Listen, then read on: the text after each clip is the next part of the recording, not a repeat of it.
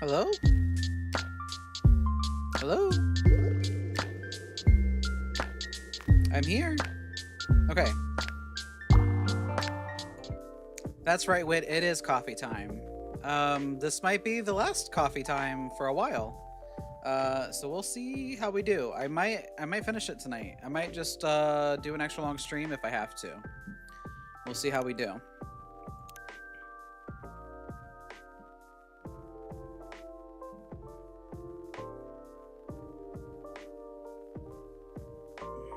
Okay.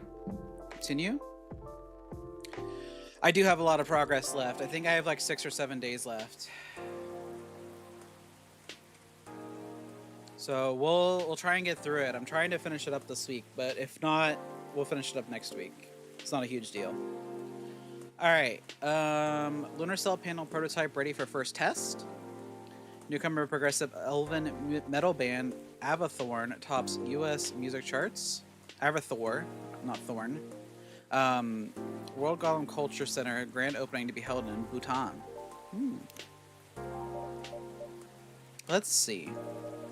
All the ingredients are stocked up, and the weather's keeping quiet. Looks like a good night to listen to some stories.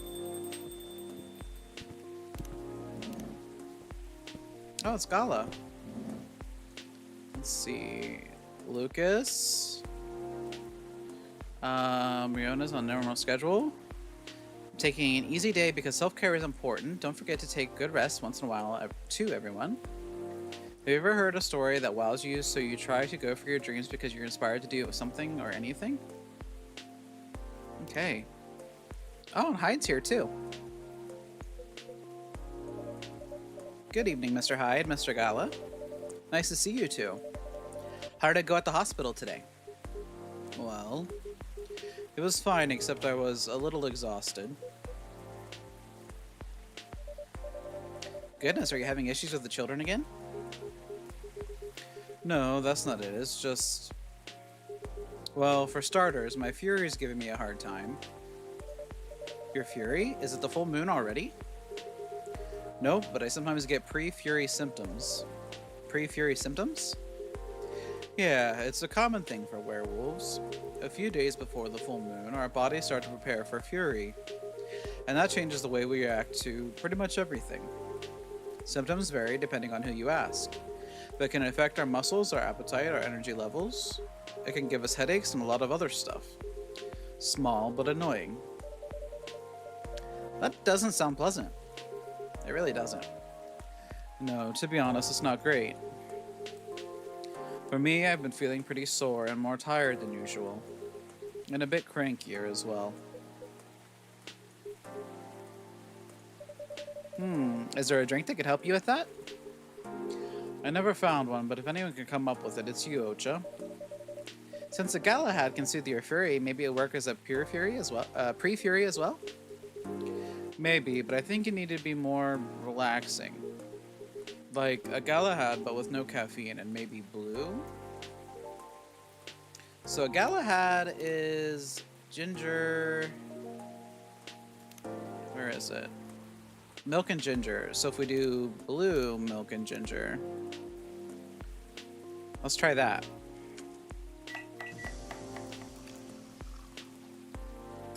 Gala tea. Oh, there's a wolf in this one as well. That's cute.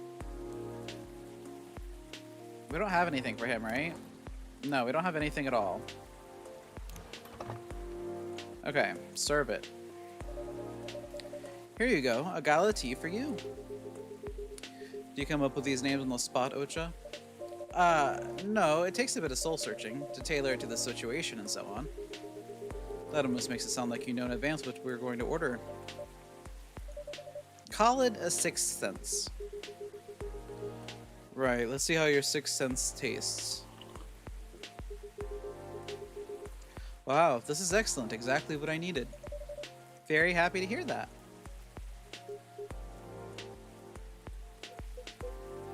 Hyde hasn't said a word. What's going on? What's with the long looks, you two? Did something happen? Actually, Ocha, guess I'll just come out with it. I need your help. My help? Come on, I wasn't that bad. No. I was so tired today I nearly fell asleep on the job. Ugh.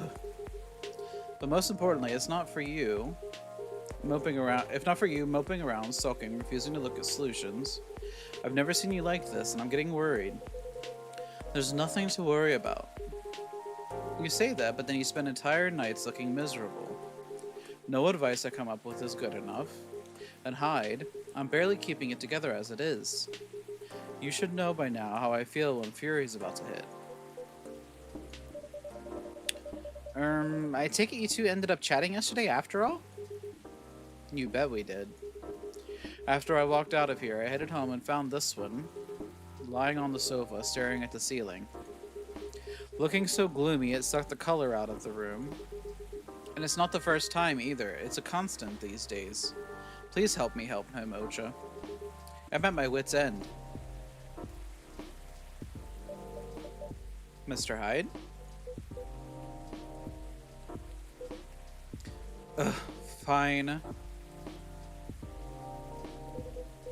The truth is, I'm bored to death.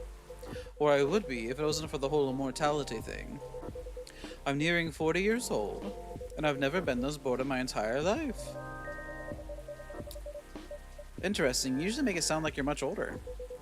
40 years old in vampire years. I'm not saying how old that is in other species years. Eyes on the prize, Ocha. Intervention first, gossip later. My apologies. Why are you so bored, Mr. Hyde? My job. What is that? My job. Hey, no need to shout. Well, I'm also irritated about it, okay? I'm not exactly used to sitting around twiddling my thumbs. But modeling stopped being fun ages ago. You did mention something like that last time. You are trying to leave modeling behind then? Yeah. Is there a specific reason for that? It's all just so brief. Back when I started modeling, people thought of fashion in a different way. They wanted to keep their outfits for a while, so they had to be elegant, well-made, and versatile. Some campaigns I featured in stayed on billboards for months, and I knew the clothes would last decades. In a way, it felt like I was building a bond with their wearers. I endorsed something that would feature in their cherished memories. But then social media came, and it all became disposable. The clothes themselves, of course, but the models even more. I shoot a campaign, the brand posts it online, and it gets attention for what, 10 minutes? Then another campaign comes in, and everything's forgotten. Blink and it's gone. There's no bond to be built there.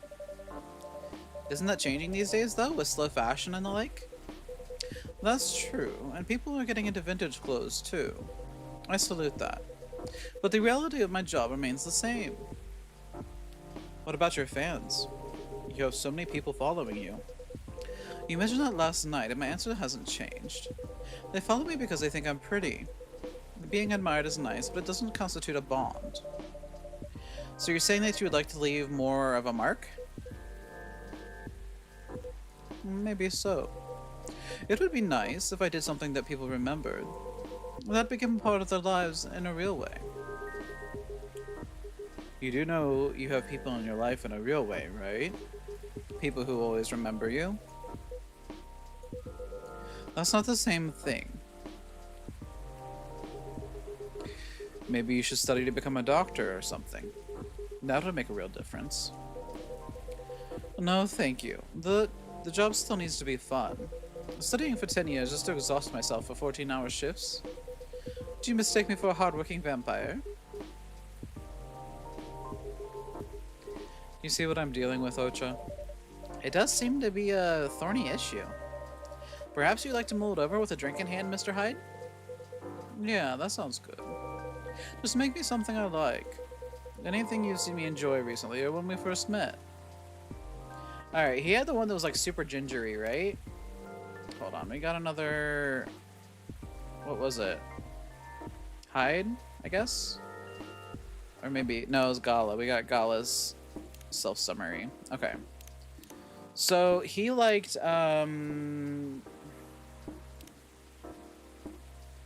He liked the Zobo. Yeah, the Zobo, the hibiscus ginger ginger. So let's give him that.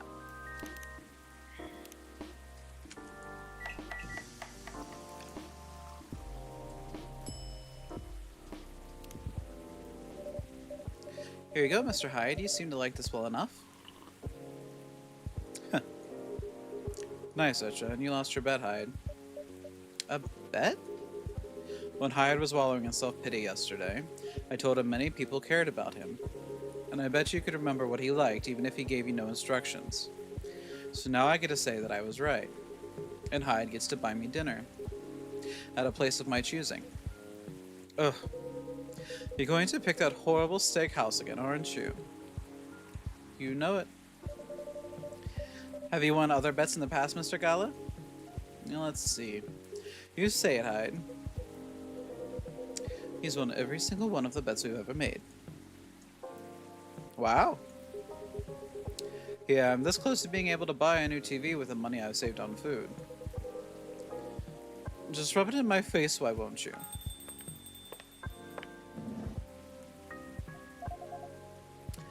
Oh, hi everyone. Hey, Lua. Hi, Lua. Busy night, I see. Hi, Miss Lua. Busy and lively, just the way we like it. That's good. And I'm really glad you're here, Hyde.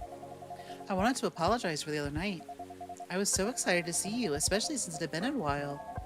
But we ended up fighting with Bailey's instead. You must be getting bored of our arguments. It's alright, they're kind of fun to watch. How are things with you two, by the way? Just let me order before I answer. If that's alright, Ocha. Of course, what would you like? I spent the whole day talking in meetings and presentations, so I have a bit of a sore throat. Is there anything you'd recommend for that? Definitely something with lemon and honey. Sounds great. I'd love a lemon and honey drink then, please. Should we do tea with lemon and honey?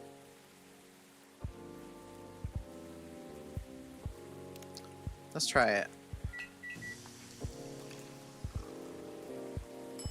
Midsummer Night's Dream. Do we have that one already? I'm gonna trash it just in case. I wanna look and see what we have already. Hold on. Tea. No, we didn't have that one. Wasn't there a sore throat or cough syrup drink? What was the cough syrup drink?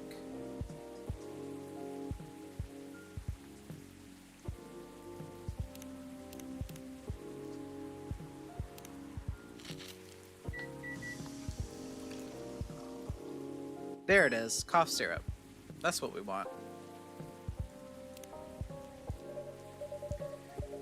Here you go, some honey to soothe, some lemon to boost recovery.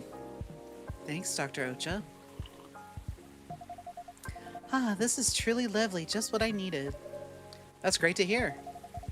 My company is trying to get a big contract, so I've been organizing meetings with everyone, making sure it's all going according to our plan. That sounds pretty tough. Yeah, it's a lot of responsibilities and decision making. And part of me likes that, but part of me feels the pressure of it. So it's nice to be able to unwind with a warm cup. Anyhow, to answer your earlier question, Gala, you probably gathered that Bai and I have been fighting. Yeah, and Hyde told me a little bit about it, too. Right. Well, we haven't discussed the wedding for the past couple of days. And honestly, it's done me a lot of good. The thing is, I know Bai means well. He suggests all these things that he thinks I'd like. And I should like them. He's paying attention, not just sending random ideas. I should be grateful that he's trying to please me. But I get annoyed instead. And then I start feeling guilty that I'm annoyed. Which makes me even more annoyed. It's not great, I know. Well, it'd be easier if we always acted rationally. If only we got annoyed at the right people for the right reasons. But things aren't that simple, are they? That's true. Although I guess if you figured out what actually annoys you, it would help. That's the problem, I'm not sure. At first, I thought I was tired or worried. The decision making of my job is taking a toll for sure. It's a bit hard for me to deal with organizing my things in personal life. And also, the financial side of it is hard to navigate.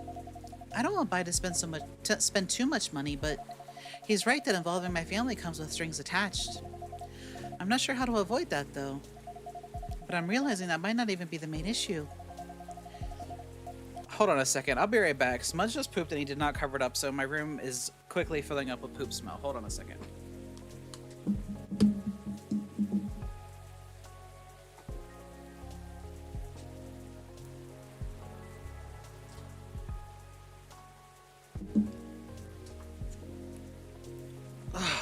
Okay, I'm back.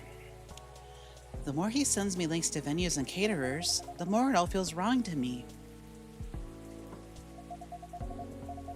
I don't mean the wedding itself. I want to get married to Bai. But the way we're planning it, I don't know. I've been to my friends' weddings before. I've also been browsing the most popular wedding pictures online. There are always these big parties, very put together, very classy. They have their whole families over, their friends and colleagues. They rent these beautiful barns and they hire live bands. Yeah, just go to the courthouse, seriously. You don't want a big party, then don't have a big party. They wear designer dresses and bespoke suits. I used to look at that and think, this is great, this is what I want. But now it all just feels more and more off to me. Why don't you tell your fiancé that? What if he thinks I'm getting cold feet? Or that I'm questioning his ability to help with the budget? That's up to how you communicate it, isn't it? Right, but it's still a difficult topic. We've been through so much, you all know that. This is supposed to be our special day, a way to celebrate our partnership. Bai wants to honor that. He'll feel awful if he thinks I don't. Or if he thinks I don't trust him. I swear, you and your elf are well matched. You always worry so much about what others think, instead of working out your own wants and needs. You do realize that's the important bit, right? I mean, generally yes, I get that, but how does it apply here? What do you think it means to honor your partnership? To celebrate it properly, for starters? Right. And who are you in that partnership with? I believe you've met him, the blonde guy with the puppy eyes? Right, I'm glad you remember that because you were making it sound like you were in a relationship with your friends who got married, and the strangers who put wedding pictures online. This is your relationship you're celebrating. Why are you so concerned with other people's weddings? Your special day needs to make sense to the two of you. Have it in trainers at a fast food joint if that's what you like. The way you can also take care of the budget. You can also take the budget out of the equation. A simpler wedding won't feel shabby if you make it properly yours. I still want a pretty outfit and decent food. Thank goodness. But point well taken. It's just, my family might have certain expectations. Did they openly say that? No. Then maybe they do, or maybe you just think they do. The only way to find out is to ask them. Besides, isn't Bailey's also about to become your family? You sure are the only family he's got.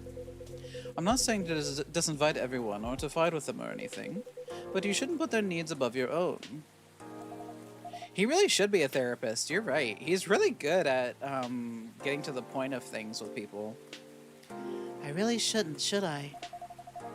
You give me food for thought. Thanks, Hyde. And my pleasure.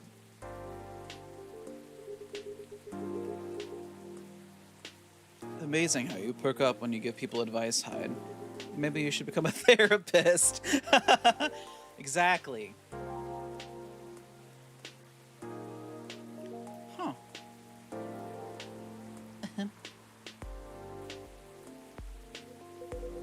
Gee, thanks for the vote of confidence.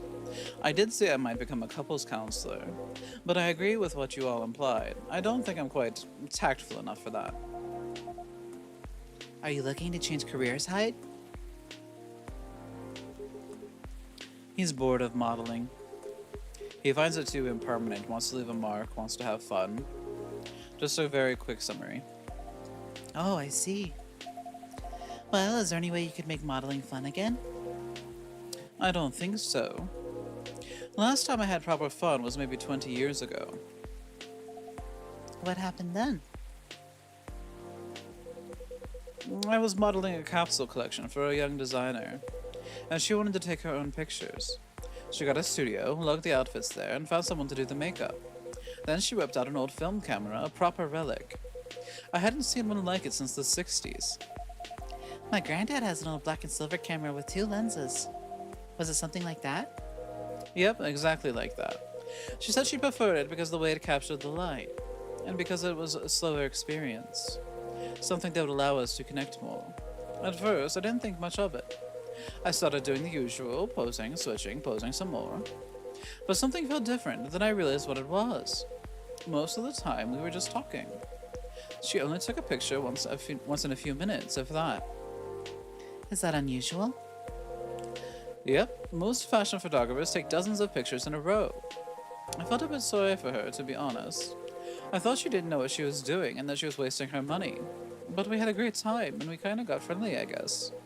Because at the end of it, she let me use up the remaining exposures. I fooled around, shot some random stuff, and one portrait of her. Then she suggested I come with her to her darkroom. Watch how she developed the pictures and how they came out. You always did have a fondness for dark places. Comes with the territory. But as for the pictures, well, they were gorgeous. First of all, I looked really like me, you know, a me I could recognize.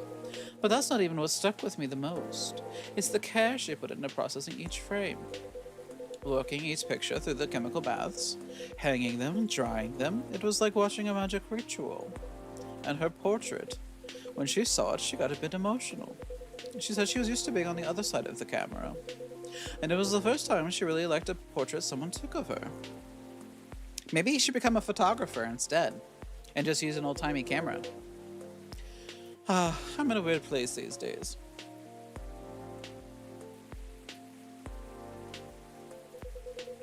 It's not like me to tell these kinds of tales, or to launch into sloppy monologues, really. Just forget it. No, I think it's a beautiful story.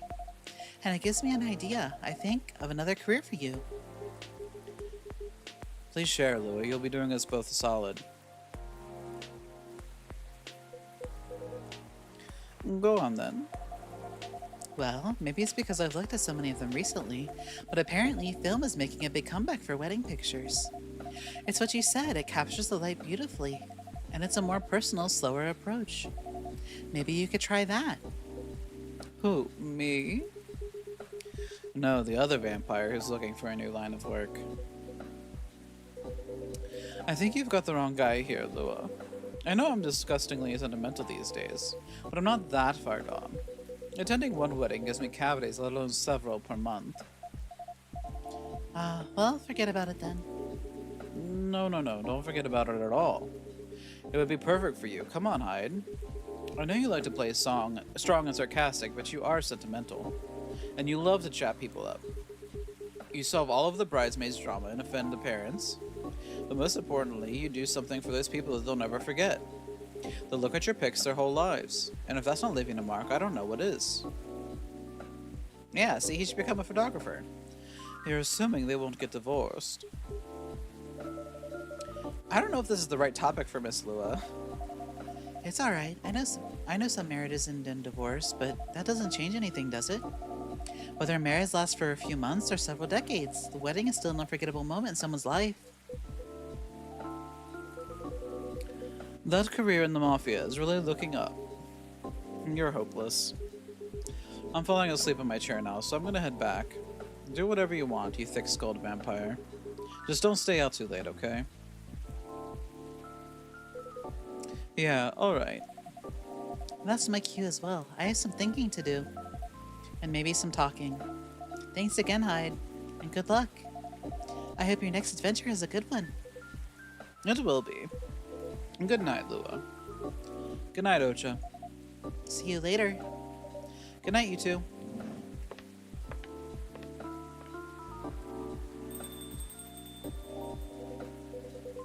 Here we go again, last one sitting. Indeed, proper night owls. You didn't say anything about the wedding photographer idea. It's ridiculous, right? That's not for me to say, but I wouldn't call it ridiculous. It sounds like you enjoy the whole film photography experience. And you like being around people, don't you? Speaking of people. Hey guys, Zup. And then we probably got Lua, and yeah, we got Lua's whole thing. And then we probably got Gala's as well. Oh, Hyde's. We have Hyde's whole profile now. Is that all of them? Yeah, and then we got the new cough syrup. Okay. And you do like being around people, don't you? I do sometimes, but I'm not a romantic. People get married, they think they're taking a first step into forever. Well, there's no such thing as forever. Everyone ends up disappointed in some way, and then next thing you know... Ugh, I don't want to sound too depressing. So you don't believe in love? Of course I do, but only in a certain kind. You can choose to keep supporting someone to enjoy their company. You can do that for years with friends, family, lovers. But at the end of the day, you're still you, a separate person. And they're still them. There's no two souls becoming one, not really. I'd know, the one time I tried, it really didn't work out. But do you regret trying? No, I guess I don't. It confirmed for me that marriage and the like is never going to be my thing. And there's freedom in knowing that about myself. It's given me space to build other relationships that work much better. But at the same time, when I see people who truly believe it, people who walk into it willing to share their lives so closely, even if for most of them it won't pan out, there's something beautiful there. Like watching a butterfly fly too close to a flame, or a flower bloom like it will never wilt. Well, in my case, I singed off my wings, but I'm still here. And on that day, for the minute when I said we'd be together forever and meant it, I sure felt alive. If you know all that, then you must also know that it's something worth celebrating. And something worth helping other people celebrate. You're a tricksy one, Ocha. And I'm too tired to fight your logic. Which means it's time for me to head back. Of course, Mr. Hyde. And I meant to say, I appreciate our one-to-one chats. I hope we can keep providing you with this comfortable space here. Oh, it's plenty comfortable, for sure. Besides, well, it all boils down to this, doesn't it? The way time passes for me is very different from anyone else I know.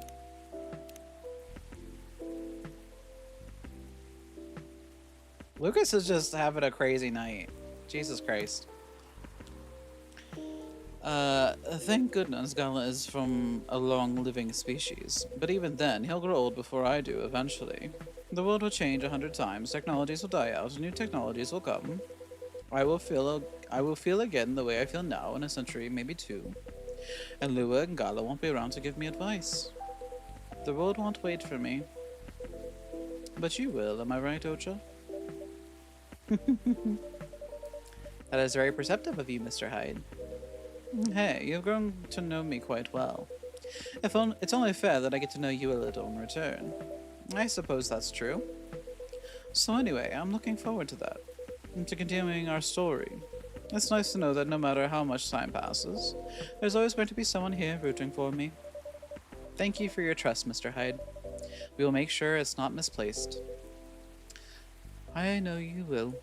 And on that note, I guess I'm going to go browse for some film cameras. What's the worst that can happen? Indeed. Riona's trying to figure out where Lucas is. And take care of yourself, friend. And you as well. Damn. Getting deep with Mr. Hyde.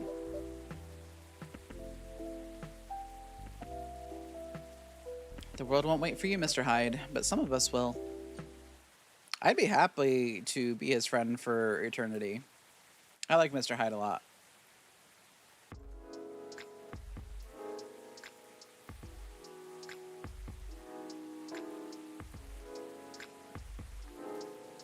September 28th, 2023.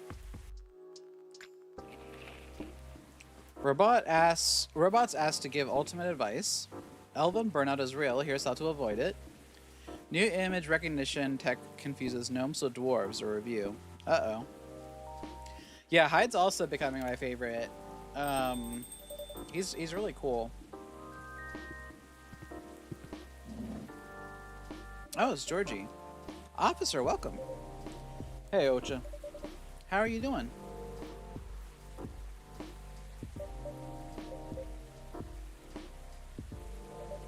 Officer? Oh. Sorry. Mine is kind of elsewhere right now. No worries. Work issues? What else? I'm all ears if you want to chat. You're a pal. I'm in a real bind, Ocha. What happened? Well, never-ending workplace issues aside, things are getting weirder by the minute, and I'm feeling out of my depth. Are you talking about your recent patrols?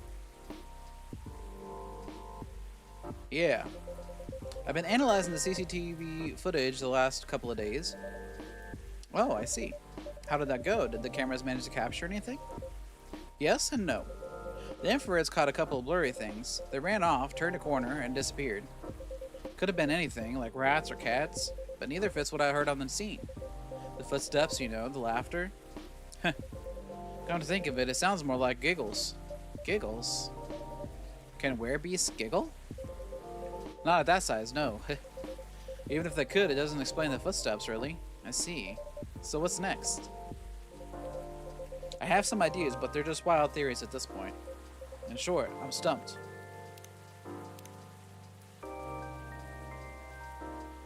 Do you know why the satyrs from France are more musical than ones from America? Because they have French horns. Oh my gosh. No delivery today from Riona. Just spent 2 hours checking on mobile games that are at the App Store. The amount of copycat games is just staggering. That's real in real life too. There's so many copycat games out there. Top of the morning to y'all. Hungover but feeling awesome. A girl always has her secrets, says Rachel. In short, I'm stumped. You know, Ocha. I've been racking my brain ever since Miss Riona dropped that bomb about the fairies, you see. Well, what about them? As it turns out, fairies was an umbrella term for many types of beings.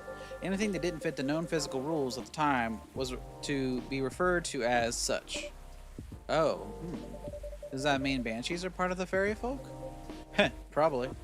Not anymore, though. It's an ongoing process, but the list is getting shorter. But back then, any sentient being that was even remotely incomprehensible was considered that. And that includes apparitions. Apparitions? Yes. Apparitions like ghosts. Ghosts? Ghosts. I see. What do you mean I see? Huh? Doesn't it sound like a bad joke to you? I'm not sure I follow. Bud, come on. Ghosts don't exist. Do they? Because if they do, all I can think about is that damn tree now. Alright, the tree. Does that mean it's haunted? It could be.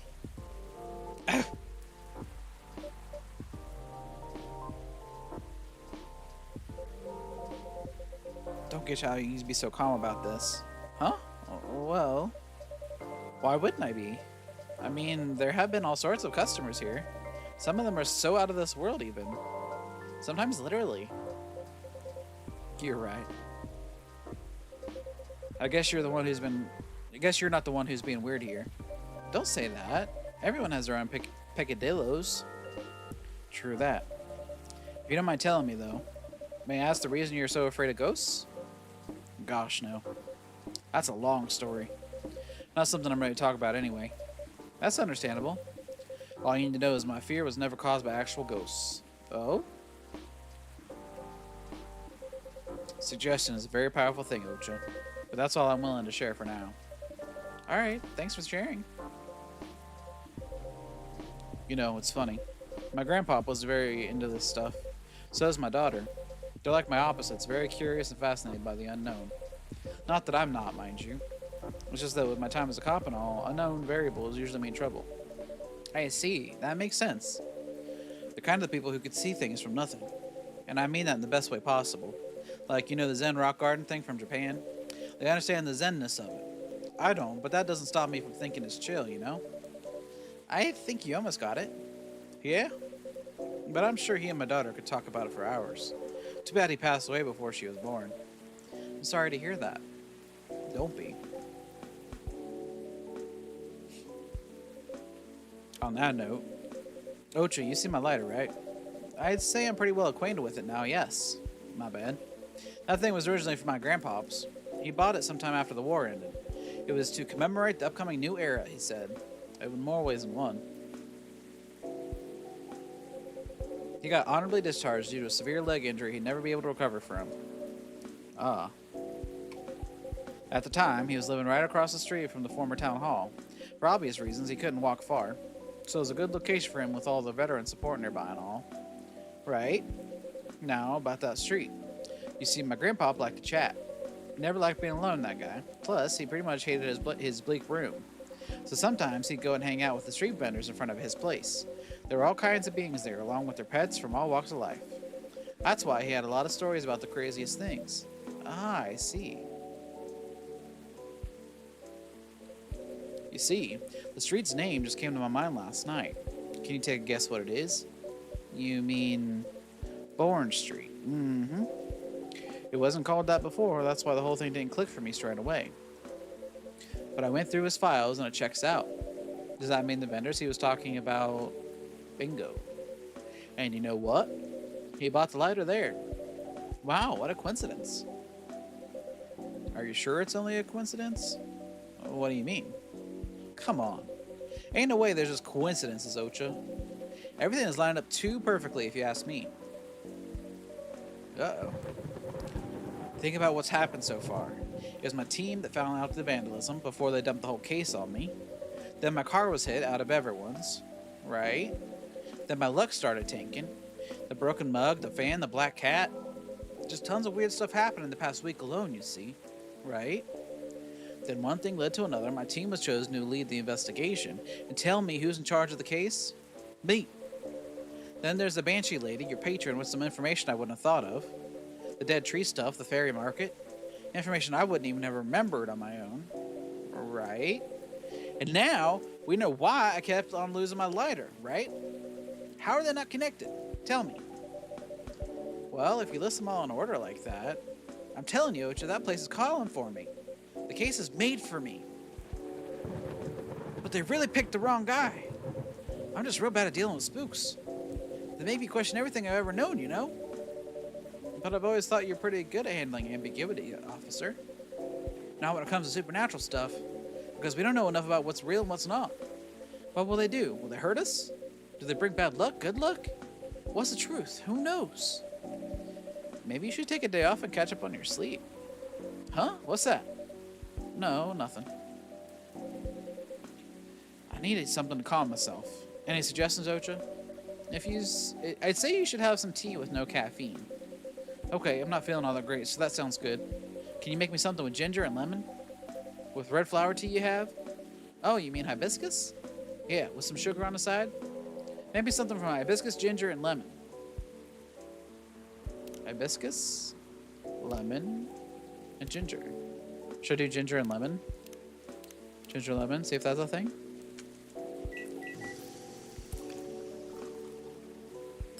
Oh, a bisap. Let's try that. Here's your tisane, officer. With sugar on the side. Thanks, Ocha. This is called bisap. Usually served with this much sugar. Yep, cheers. Woo. That sure woke me up. This drink is much better cold, though. What's a bisap anyway? It's a kind of summer drink. My grandpa's friends made it for me when I visited them. All I remember is that it was real tart, real sweet, and a bit spicy. I see. Sounds to me like you spent a lot of time with your grandfather. You got that right. No one looked after him. My parents kept sending me over to keep him company. I didn't mind because he'd always tell the craziest stories. I was a quiet kid, you see. Kept to myself a lot. But his zest for life and curiosity about the unknown opened my mind more or less. I probably spent way more time at his place than at home. He probably appreciated it. You got that right.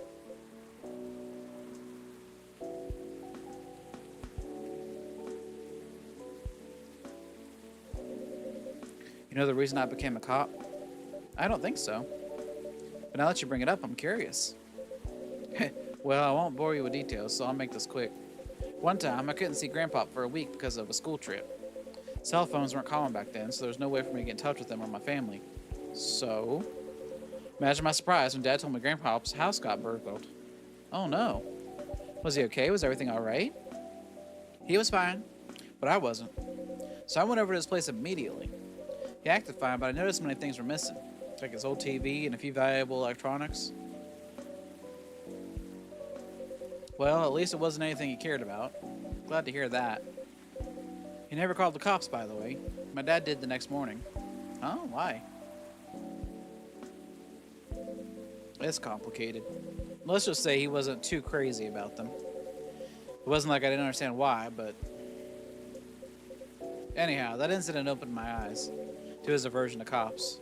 He was all alone, and my parents didn't live close enough to help him right away. What if something happened again? That was pretty worrying, yeah. The young Georgie realized then that he wanted to protect him and his family. Gotta keep Grandpop safe and be someone he could trust, right? I had this brilliant idea that I could make the force more trustworthy somehow. That way, Grandpop will be safer. What a naive thought, huh? Sounds like a noble goal to me. Ha, noble, you say? If only. Anyhow, I studied and worked hard to become what I am today. He must have been proud. Heh, who knows? Huh? He passed away just as I entered the academy. Oh, I'm sorry. Don't be. He wasn't too keen on my goal anyway. He just trusted the force all the way to the end. That's why. I wouldn't know. Officer, he was probably just worried about you, his dear grandson. Yeah, I know. He didn't hate what I was doing, he just disagreed with it. At least he communicated it well, eh? Maybe that's what I should be doing. Hmm? Just thinking about my daughter. Grandpa made it okay for us to disagree. But when he told me... but what he told me still made me wise and cautious. So you knew exactly why he wasn't fond of cops? Yep, it's 100% justified. But he always let me make up my own mind in the end. So here I am, living my choice. Right.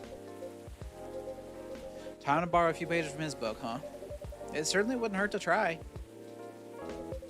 I'm feeling a bit better now. I guess keeping it all wasn't the best move. Talking about your worries can help to organize your thoughts sometimes. That's why you have the talk in your coffee shop's name. More or less. Thanks anyway, Ucha. Yeah, you really did nothing much. Are you going to be okay? Okay enough to start thinking about what to do next. I'm done here for the night.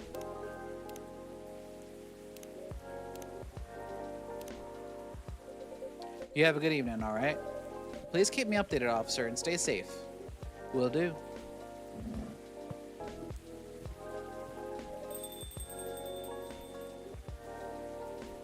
Alright then. Maybe I'll go check the stock and...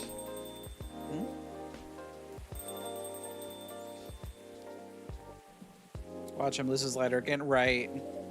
Miss Riona, welcome. Hello. How's the traffic out there? It's a mess. There was construction work taking place on Leonora Avenue. Oof. I can imagine the gridlock already. Fortunately, I have no deliveries to make today. That's great. I'm happy you're here. So, anything I can make for you this evening? I'd like something for my throat. I'd appreciate a cup of tea infused with some lemon and a touch of honey. So... Midsummer Night's Dream then, huh?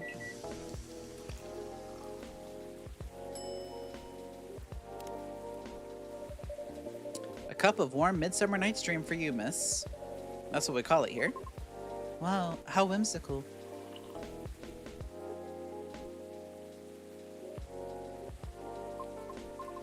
It's wonderful. Sweet but well balanced with the lemon and slight bitterness of tea completes the taste. Thank you. You're so very welcome. Oh, we got Riona's second thing.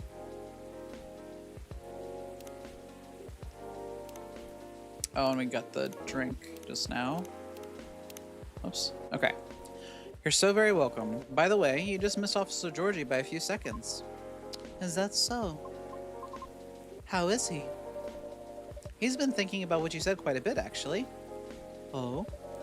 He's currently dealing with plenty of clues he isn't used to. That's why he's hard at work at the moment. I see. Bad traffic aside. Oh, bad traffic aside, how are you? I'm...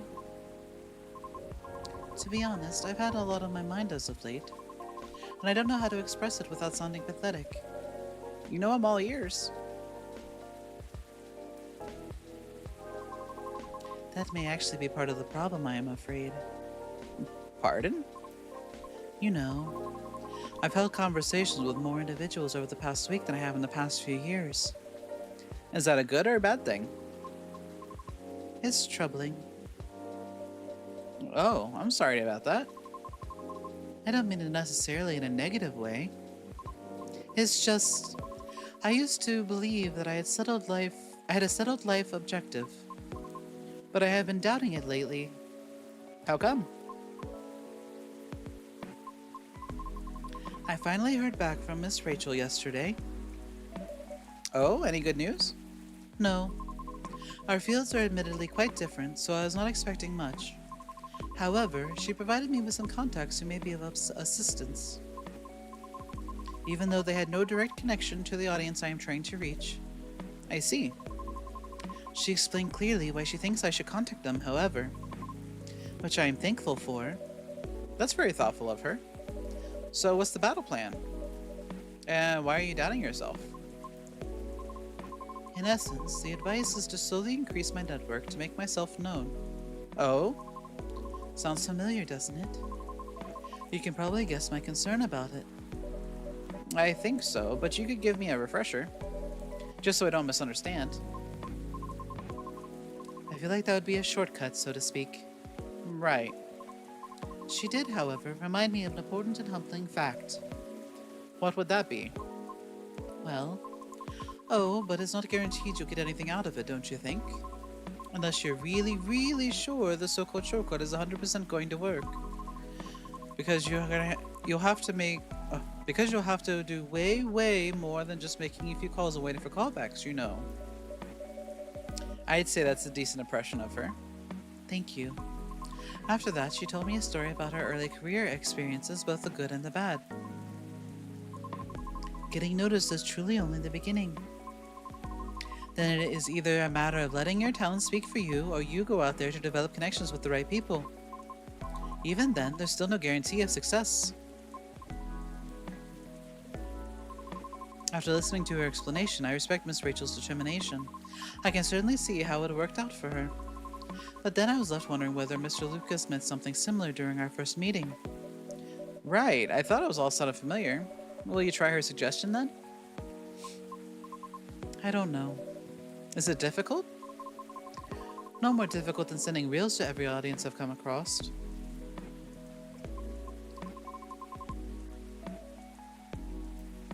And being rejected by every single one. But for some reason I feel conflicted about it. Speaking of Mr. Lucas, he and I have also continued our correspondence. Although, perhaps it was more like a necessity? Did something happen? He was stuck. Pardon? Actually, he posted about it on social media last night. Oh? Yeah, he was lost. I might have seen it. Did you? I came across it when I was updating my schedule and responded out of concern. Then he called me almost immediately. He was loud. All sounds in order. And extremely drunk. Really? He denied it at first, but it was too obvious not to notice. He told me he was walking aimlessly deep in thought and entered Kerry Park without realizing he had done so. Must have been some deep thinking he was doing because I think it rained pretty hard last night. Well, I wouldn't know. The bus to and from there is currently not operating after 10 p.m. Which is why I sent him a message informing him of that fact, and he seemed to be unaware of it. Right. So he called me to ask if there's any other mode of public transport nearby. Wouldn't it have been easier for him to just call a cab? He told me he wanted to know the city better. At midnight? Why not? After all, you operate your business after dark yourself. Touche. Perhaps he just didn't want to go home yet. And I might be mistaken here, but I thought he doesn't like drinking. Wasn't it partying? Nevertheless, I think last night was quite different. Oh? It appears he had dinner with his team, and he needed the extra courage in order to negotiate with them about his proposed new direction. Oh. I see. I suppose it didn't go as expected. Perhaps. And I know that feeling all too well, miss. However, he said he will keep negotiating until they reach a compromise. That's good. Is it though? Miss Rachel told me about the hoops she had to jump through at the beginning of her career with her teammates as well. Likewise, Mr. Lucas has to work hard to obtain approval from his team for his actions. How can they still be so positive? What do you mean? I just cannot picture myself convincing others to give me a chance like that. I almost wanted to ask, why do we have to be at the mercy of others in order to succeed or fail?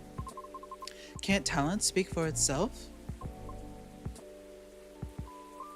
But, if I truly believed that, with the number of rejections I've received so far, I should have stopped a long time ago, shouldn't I? Right, that's why it doesn't work that way. What do you mean? To let talent speak for itself, we would all have the same standards. I see what you mean.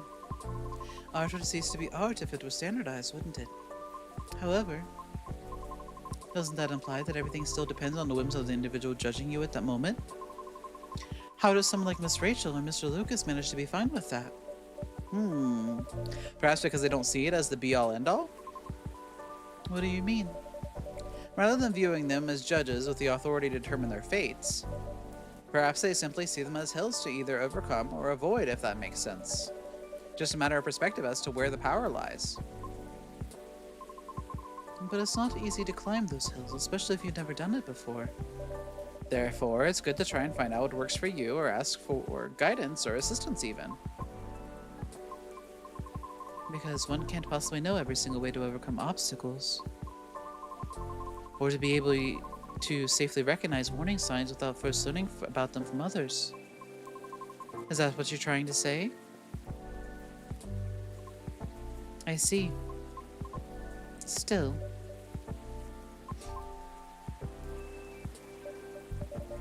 Miss Riona? Ah, yes. Sorry, I got a bit lost in my thoughts. You're fine, I promise. But speaking of Mr. Lucas, what happened to him after the call? I picked him up and drove him home. Whoa. But I thought you were located in Bellevue. I am. But I still had unfinished business in the downtown area. Moreover, he suddenly began singing quite loudly near the end of our call, which led me to conclude that it would be best for me to go and fetch him. I see. How was his singing, in your opinion? It wasn't too bad, if not for the fact that he was screaming most of the lyrics, that is. Well, his hoodie was soaked when I arrived, so he had to take it off before getting into my car. Thankfully, the water did not completely soak through to his shirt, so he remained relatively dry. However, I still had to lay down the seat covers as his fur got rather wet. Ah, hope you didn't get sick then. Aside from all that, was he okay? Considering the situation you mentioned earlier, I mean. Well, he happily asked me to do karaoke with him, which I declined. Probably for the best. Could have been entertaining, though. I ended up taking him for a drive, though, as I needed to take care of my unfinished business. A late night delivery? No, I was buying a pie. At midnight? Yes. Why, concerned you may have a competitor? No, not at all. Maybe a little bit. I don't serve food. Oh, Ocha, you will be fine. I sort of want to know just so that I can inform Officer Georgie about it. Oh, why? His daughter loves pies. When his car was vandalized, Officer Georgie had plans to buy pies for his family get-together. But the report took a while, and the weather was bad. And by the time he was able to get a taxi, he thought everything was already closed. I see. But he takes pride in being a Seattleite. So I wonder if he knows about it already. Well, it's a very small kiosk attached to a pub. Very easy to miss. The spot is known as Disco Pie, and it serves fresh pies until 1 a.m. Interesting. Good to know. Thanks. Getting back to the story, though. You both went for pies then? Yes, and that seemed to fascinate him for some reason. What did you each get? He ordered a slice of warm apple crumble with a scoop of French vanilla ice cream on top, and a large cup of piping hot coffee with a little bit of milk. Ouch. I feel betrayed, truly. Oh. But it was my suggestion since I thought he needed to warm up. Double ouch. I apologize? I'll live. A little piece of advice, though. A glass of warm water might have been better for the inebriated. Coffee is not the best at retaining fluids and thus preventing hangovers. Oh, that's really good information to know. This is why you're the best barista, Ocha. Thank you. Okay, my feelings are hurt slightly less now. And what did you get for yourself? I had a slice of hibiscus blueberry mint pie myself. And just so you know, I did not order anything to drink. Good.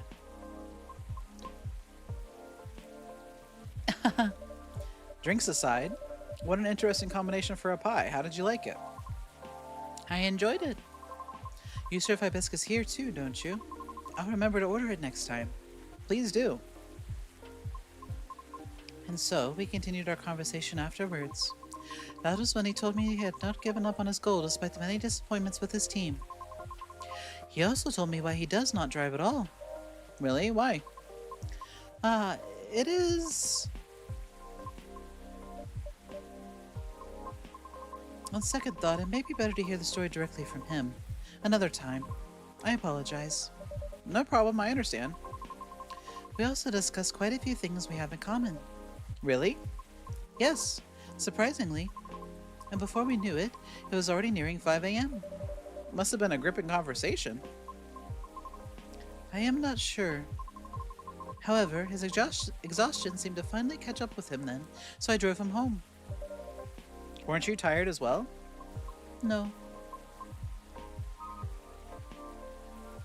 I should go now. Alright, will you be okay? I have a lot to think about. Thank you for being patient with my concerns, Ocha. No problem at all, anytime. Have a good evening then, Ocha. Come back again soon. I feel like the barista me is actually how I would be in real life if I was an actual barista. Like, I would get to know the people and, like, ask them about their problems and stuff.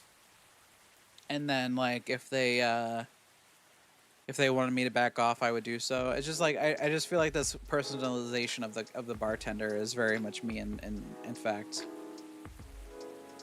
Alright. Let's see here. What's on the news for today? At least it's pretty. Researcher responds over alleged algae invasion. Dwarfira Tech teams up with Golemix Industries to produce self-healing concrete technology. Interesting. Alien sightings increase. Is this an invasion?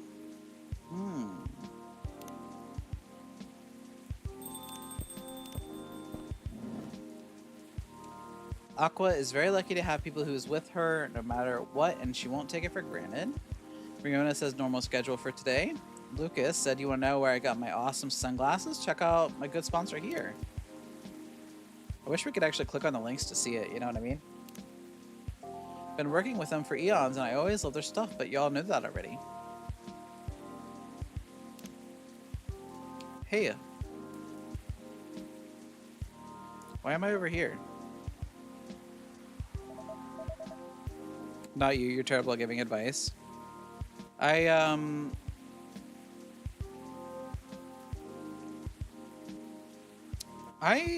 okay at advice. I didn't mean to, it was an accident. I'm trying to undo it. There. I clicked on chat and it accidentally hit the pin button. Anyway.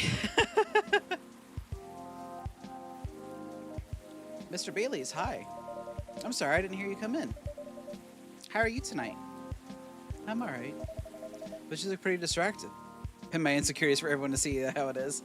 Yeah, I didn't mean to do that. I'm sorry. It was an accident.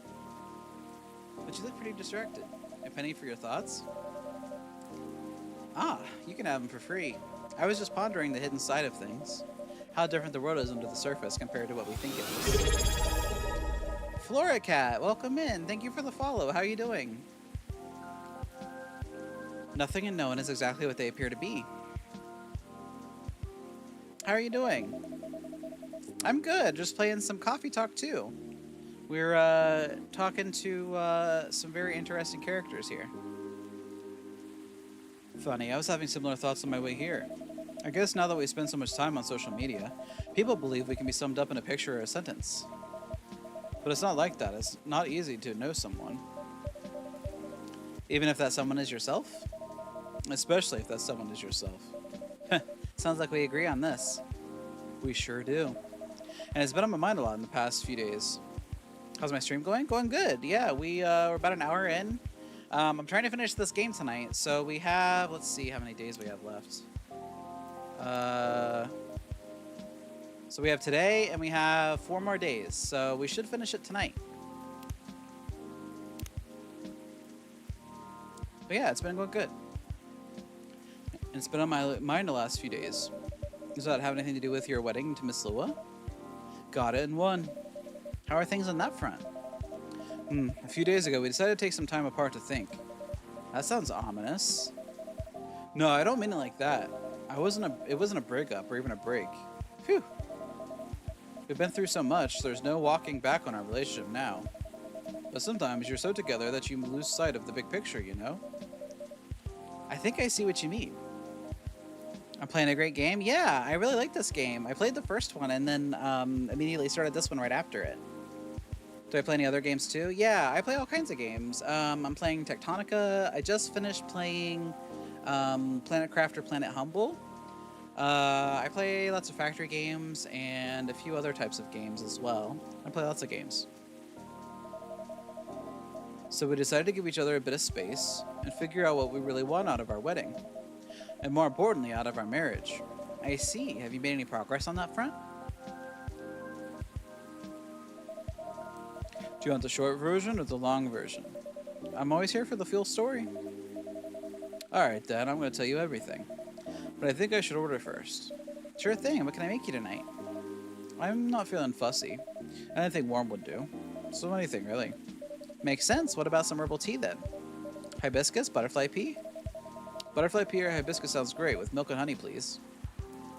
Let's look at our phone and see what we have so far. Butterfly pea. He said with milk and honey. So we already have this one. So do we have a hibiscus version of that? Milk and honey? Yeah, we do. Okay. You play Marvel Rivals and Velo sometimes? That's cool. I played Marvel Rivals. I actually played it with Wit recently, and it was pretty fun. Yeah, Marvel Rivals is fun. So we have both of these. Which one should we give him? The blue or the sweetheart? We should team up again sometimes. Yeah, we should. We should. Absolutely. I'd love to play that, even just like in our spare time. I think I'm gonna go with the blue pea instead of the hibiscus. With milk and honey.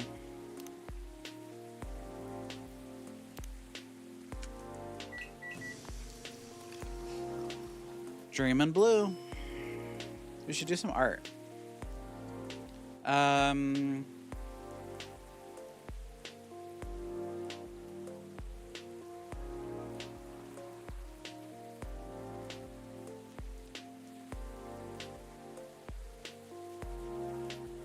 It's supposed to be a moon. It looks kind of weird, but it's supposed to be a moon.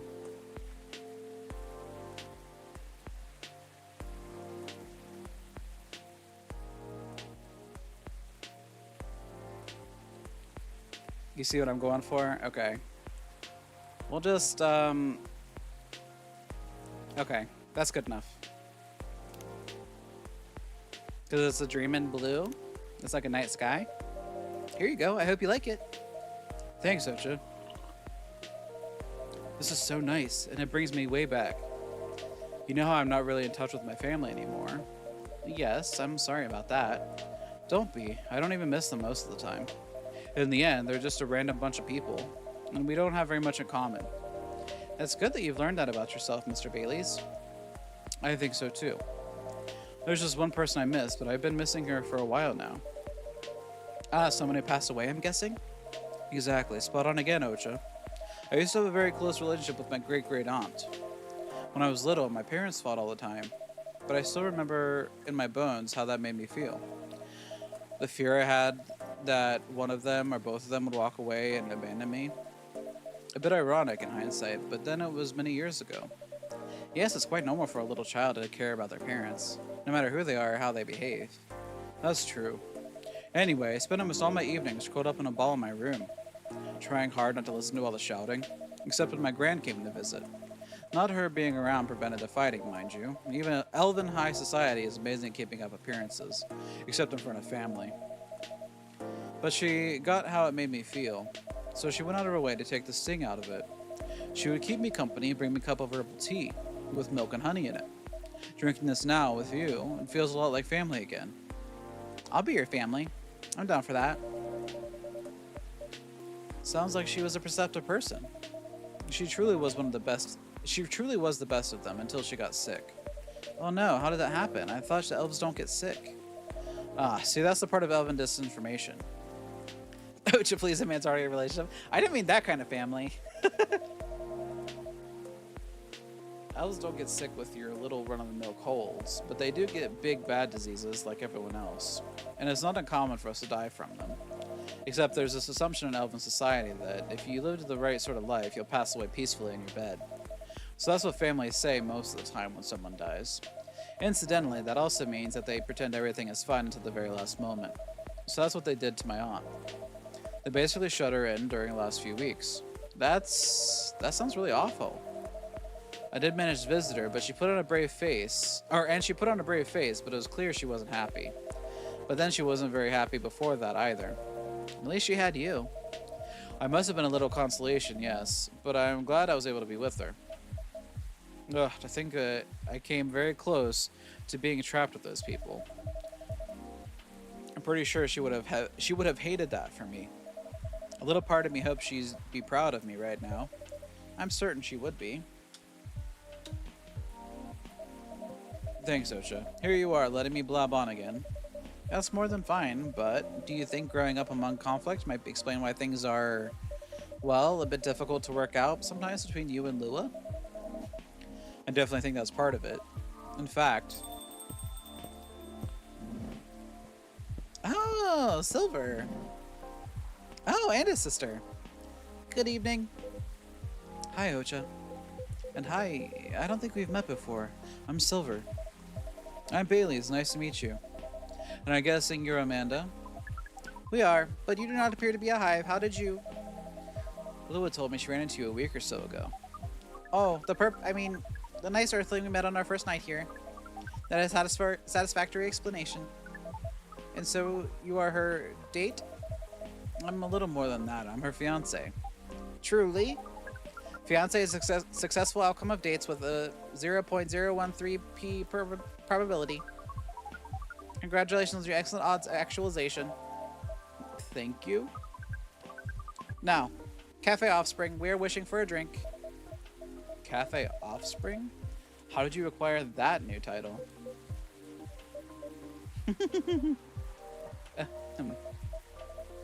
Alright, sounds like something I shouldn't prod too hard. Never mind me. You're about to order, Amanda. We were. And what we wish for is a memorable parting experience. Ah, I suspected something like that. Amanda just outed me? Yeah, seriously. Last visit in a while, huh? That is accurate. I take it you've completed your research on Earth? Almost. We are quite satisfied with the outcomes of our missions. Interesting. That sounds like there's a story there. But first, tell me, what sort of experience are you after? We wish to have something that we have never had before. It's time to get creative then. Yes, take care not to reuse any ingredient you have served us in the past. Shit, I can't remember what we served her in the past.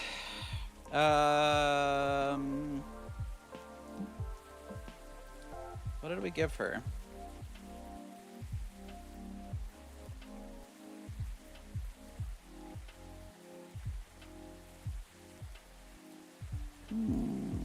Matcha? We haven't done very many matcha drinks.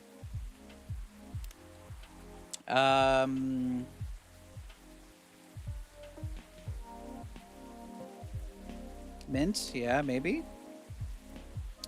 For how long have I been streaming in general? For a little over a year now, like a year and a month.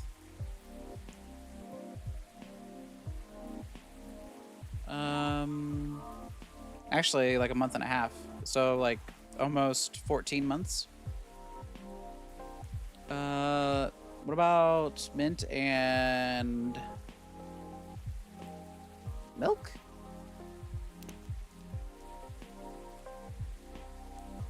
Not reuse any ingredient you've served us in the past. I don't know what I've served her though. Is the thing.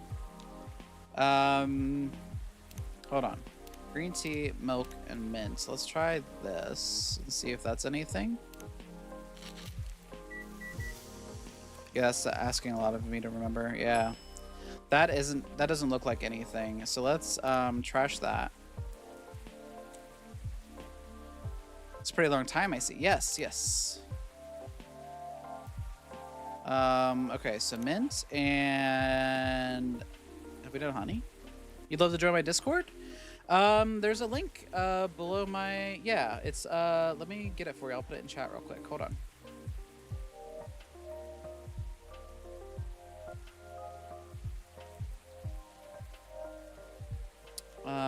Invite, copy.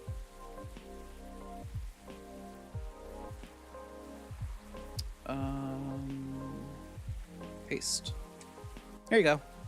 You can join it there.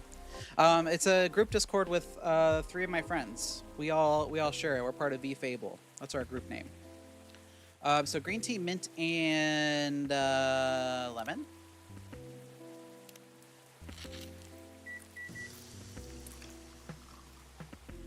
Mint, lemon, green tea. That's also doesn't seem like it's anything.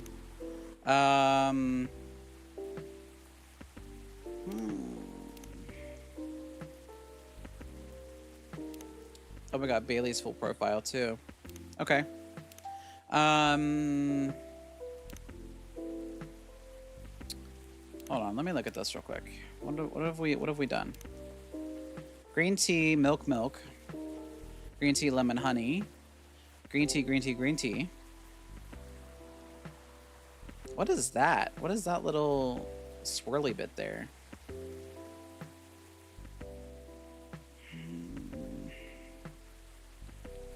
I don't think necessarily need to be a new drink, just something you made us. Yeah, but I want to get new drinks. I know it has to be something I haven't given her before, but I want to unlock new drinks. Lemon and cinnamon? I don't know. Matcha. What about ginger and lemon? Yeah, of course, Flora Cat. Welcome to our Discord. Ooh, a detox tea. That's new. Sent you a friend request there. Please check. Okay, I will. I will after my stream, okay? Thank you. I'm going to serve it because this is a new drink, so that means I haven't served it to anybody, right? Let's try it. Here you go. Hopefully this tastes new to you. The novelty coefficient does not clear the expected parameters, but it does not seem very important right now. We wonder why that is the case. Are you maybe getting a little emotional, Amanda? We do not wish to discuss this. Anyhow, I trust the agent gave you no more trouble. I don't think that was right. I think we had something that we'd already given her before, but I honestly couldn't remember what we've given her before. But we did unlock a new drink, so that's something.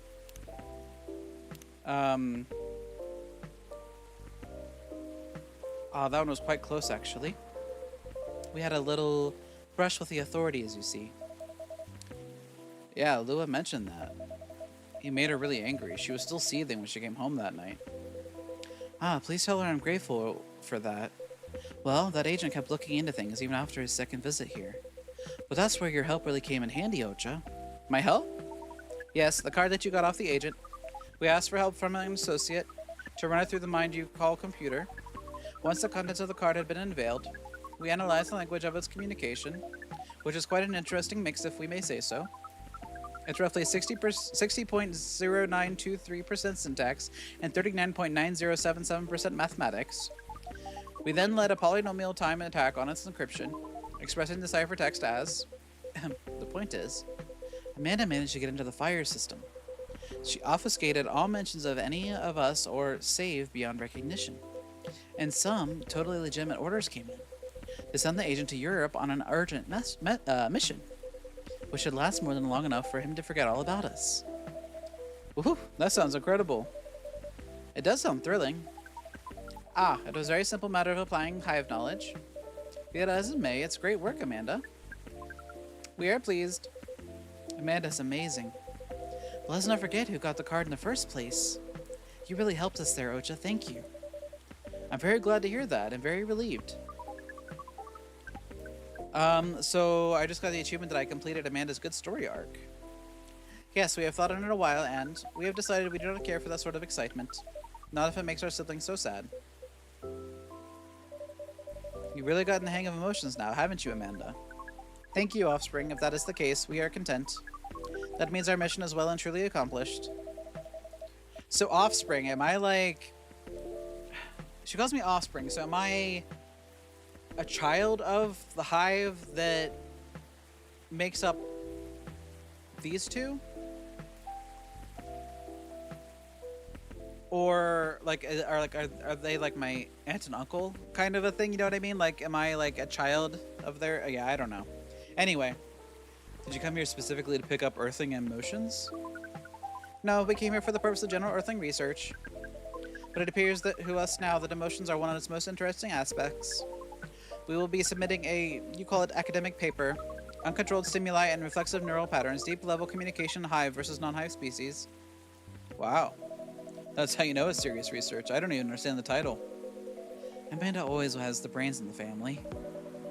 That wasn't your only mission though, Amanda, right? If you're leaving, does that mean... Yes. Pearl and I did go out on a date. Right, you're looking for love, aren't you?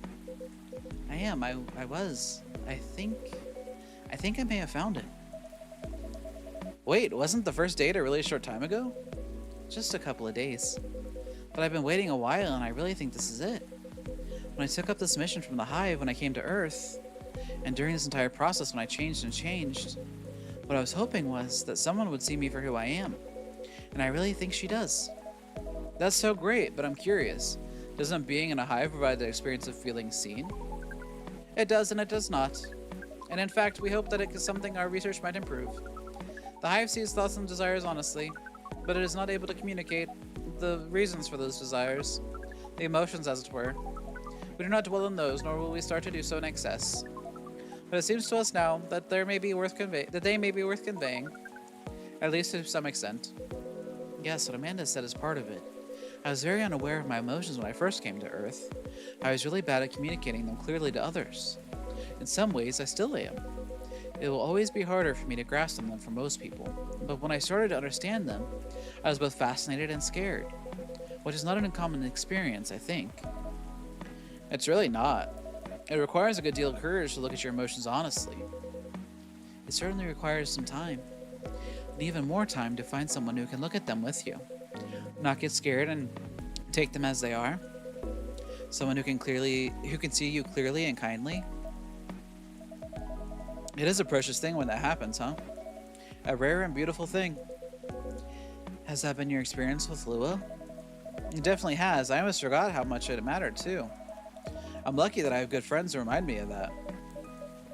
So does that mean you and Lua found some answers? Oh, the heck with it. I can't hold my tongue any longer. I'm sorry to interrupt your goodbyes, you guys, but... Ocha, I'd like to officially invite you to a little surprise ceremony, which will take place 3 days hence. Ah, they're getting eloped. They're eloping. Wow, that's some answers indeed. Yeah. Taking a little time to think really cleared our heads. We had gotten bogged down in the details and in our own insecurities, to be honest. So we decided to make it simple again. No fuss, no massive expense, nothing like that. Just us and our closest family members. Whether we got them at birth or chose them ourselves. That's great. I am very touched, Mr. Baileys. Oh, come on, Ocha. You know you mean a lot to the two of us, does this place. Speaking of which, I also have Hyde's invitation here. Oh, I need to give this to Hyde. A special invitation for a certain someone.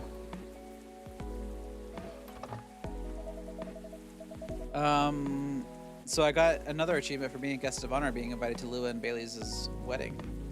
Well, Hyde and Gala's invitation, saying how that was his obvious +1. Would you give it to them when you see them? It would be an honor. Silver and Amanda, I don't have a card for you, but you're in the cafe family as well, so I'm sure Lua won't mind. Would you like to join us for the party?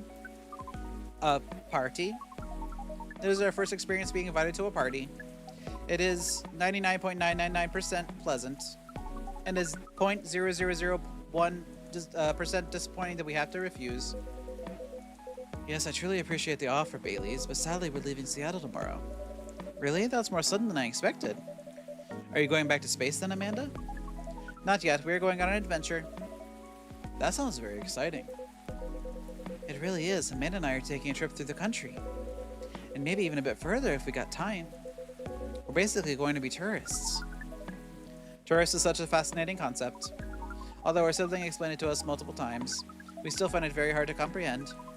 We always thought that traveling must have a mission, a purpose. But it seems that tourism is traveling with no other purpose than traveling. Which is in essence circular reasoning. Well, it may be, but it's still a lot of fun. In fact, I say that's the real purpose of tourism. To have fun, to relax, to see beautiful things. To enjoy life, you know. Enjoyment has a purpose. That is new to us, but we are 99.999% excited to try it out. And so am I. I've never been out of Seattle since I arrived. I guess I was afraid that I wouldn't be able to blend in. That I would have to restart everything from scratch. But knowing that you're here, Ocha, that I always have a place to return to where I'll feel home, well, that makes me a lot less nervous. I'm very happy to hear that.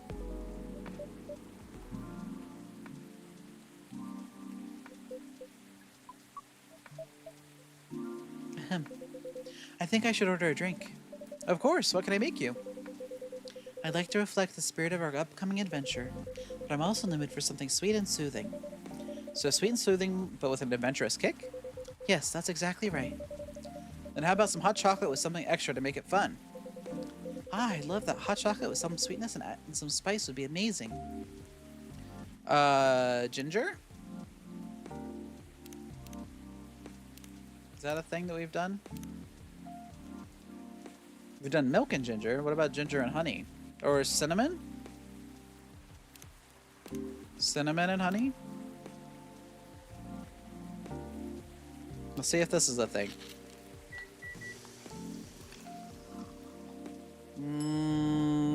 No. What about chocolate with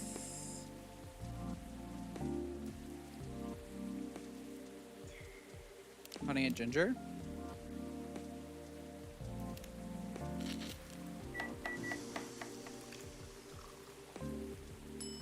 Oh, look at that. It's a number. That has to be what it is, right? 299.792.458. Here's a 299.792.458 for a light speed traveler. Oh, we like the name. It is evocative and adventurous. Evocative? Yes, it is the speed of light, not evocative of great adventures. The speed of light? Oh, wow. Way to target your audience, Ocha. Heh, thank you. But do you like the taste, Silver? I love it. This is exactly what I wanted. It's got the spicy kick of ginger to start with, which keeps you on your toes, but then the honey makes it sweet and comfortable. In fact, it reminds me of you, Amanda. How does the taste remind you of us? I guess he's saying that you're sweet, but with a strong character as well. That's about right. We do not entirely comprehend it, and yet we are pleased. Yeah. Well, that's settled then. Whenever you miss Amanda, Silver, you can come here and I'll make you this drink. I'd like that. Thank you, Ocha. Whoa. Wow, careful though. You don't want to spill a drink you enjoy this much. You're right. I'm just so excited. I can barely sit still. I can imagine a first trip across the country is a big deal. It is, but that's not the only reason I'm excited. Okay, that was quite a dramatic pause. I really want to know what you're going to say now. You guys seem to lead very interesting lives. Oh, not at all. I think I'm quite a boring person. With a secret society and an alien background. It's true that some of my life circumstances are a bit unusual, but this particular thing is very commonplace. Our sibling is excited because his date will be joining us. And in fact, we must be fair and acknowledge that we may have misjudged her based on her lack of facial symmetry. Although Pearl's features are 9.231% different from left to right, we agree with her movie analysis 99.999%. Wow, hold on. Amanda, you have met Pearl and you talked about movies? And now she's joining you two on a holiday? How did any of that happen? We watched Orc Westerns all together last night. Pearl likes them a lot as well. You don't sound exactly thrilled. Fortunately, she also likes space travel operas. Ha, I see. Learning couple compromises the hard way. I suppose so. Well, I'm glad to hear that she's met Amanda and they got along. Does that mean she also knows where you're from, Silver? She does. In fact, I told her about that on our first date. Wow, that's very brave. It's very hard to put yourself out there under any circumstances. To reveal something so vulnerable to someone you just met and are starting to like. It takes guts. What if she was a secret agent? He could have just blew his whole cover.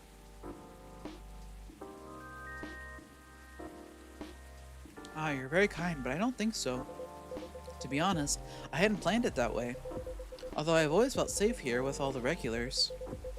I know that not everyone would be open-minded about me, and so I wasn't sure I'd say anything to Pearl that night. But as we were talking, I was so happy to learn more about her, about who she is, and I realized I didn't want her to have an incomplete picture of me.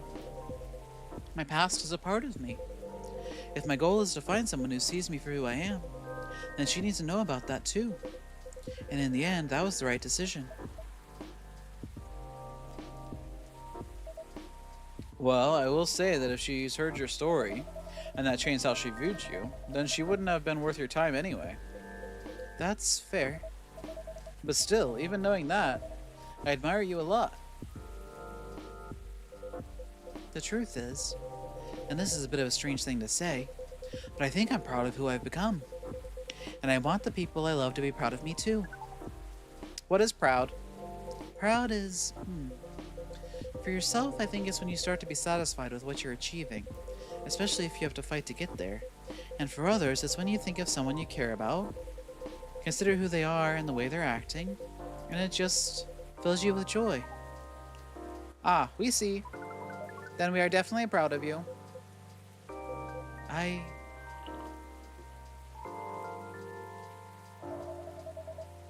You two are a really sweet family. And so are you and Miss Lua, Mr. Baileys. True, chosen families can also rock. Yes, when we met Pearl, we came to a conclusion. There is no difference in nature or expression between the family that you are born with and a family that you acquire by choice. Both demand work and understanding. There may be minute differences in the specific process, but the bond appears to be 99.999% similar in the end. So it is. Well, we should probably get going. Yes, we must. Go pack. First time I see someone get excited about that specific part. What Amanda really means is that I must pack. While she analyzes the earthing ritual of folding shirts, rolling up socks, and so on. Precisely, this is further information for our research. We are thrilled. Good luck, Silver. Indeed. Do enjoy your trip, both of you. I hope you'll tell us all about it when you're back, Silver. I will. Good night to you two, then. Hasta la vista, strangers. Huh? Orc westerns. Ah, bye to you too.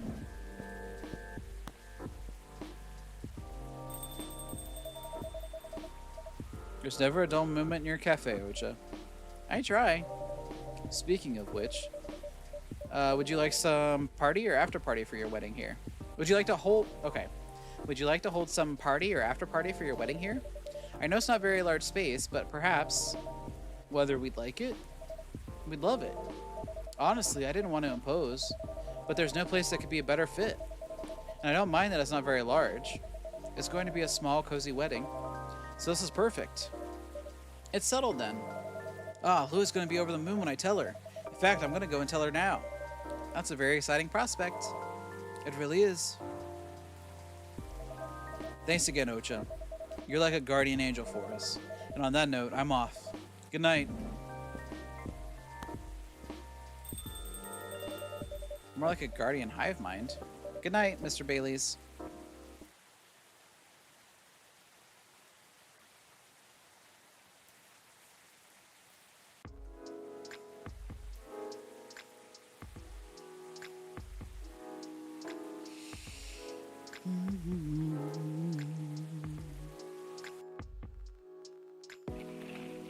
Okay, Nekomimi driver crashes truck filled with catnip, suspected DUI. UFO previously spotted by Space Guard fighters, a very determined hot air balloon. ZXX20 virus vaccine booster ready for distribution. Very nice.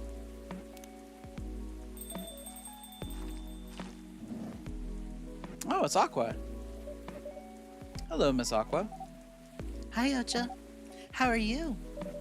Good as usual. How about you? Honestly, lots of things have happened. Can I order something first, though? Of course. What would you like? Can you make me a cup of chai? Okay, so tea, cinnamon and milk.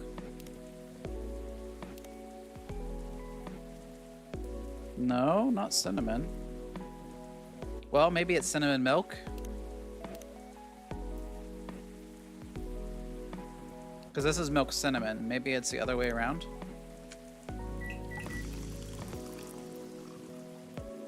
No, that's not it.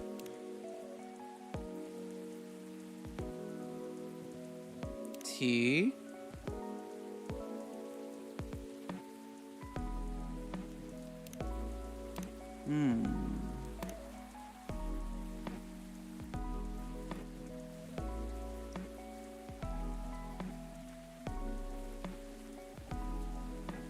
It definitely has cinnamon in it. It definitely has milk in it. So why...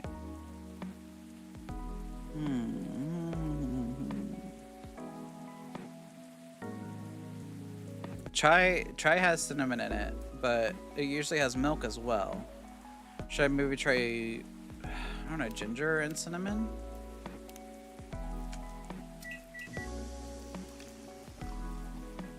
Masala chai. Okay, whatever. Game's weird. That's a masala chai. It's like I need another ingredient. It only gives me 3, but I need a 4th ingredient. A cup of masala chai for the lady with eclectic tastes. Hee. Thank you, it's delicious.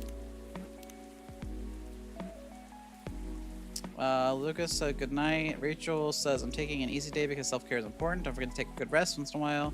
Jordy says he told his wife that she needs to embrace her mistakes. She gave him a hug. And then I have the drink. Masala chai. Oh, and I must have gotten Aqua's profile too. Yeah, I did. Okay. Thank you, it's delicious. You're welcome. So you were saying? Oh, right. It's just I've been busy working on my game. Ah, I see. How's it going? It's pretty difficult, but I'll manage. I'm glad to hear that. How's that contract you talked about the other day going? Oh, that. I rejected it, of course. There's no saving it, really, which is a shame. I truly liked their games. But with all the shady requirements they had, I could tell they looked down on us small developers. And the scary thing is, if I hadn't known what I know now, just because they were a publisher I loved a lot, I would have overlooked all that. That's understandable, though. You trusted them to not take advantage of you. Well, it has to be fair for both of us, right? Because at the end of the day, it's business. But I don't know. Yeah. Actually, I tried negotiating with them because I wondered if they still had any good faith left. Don't tell Myrtle, okay? Okay. But as I expected, it really didn't go anywhere. Instead, they insisted they're doing me a favor since I'm just a small developer. And I wasn't thinking rationally or in business terms. Oof. Doesn't sound like good faith to me. Right? Considering their unfair conditions they're expecting me to accept, they could have at least been polite about it. I doubt they care, though. Yeah.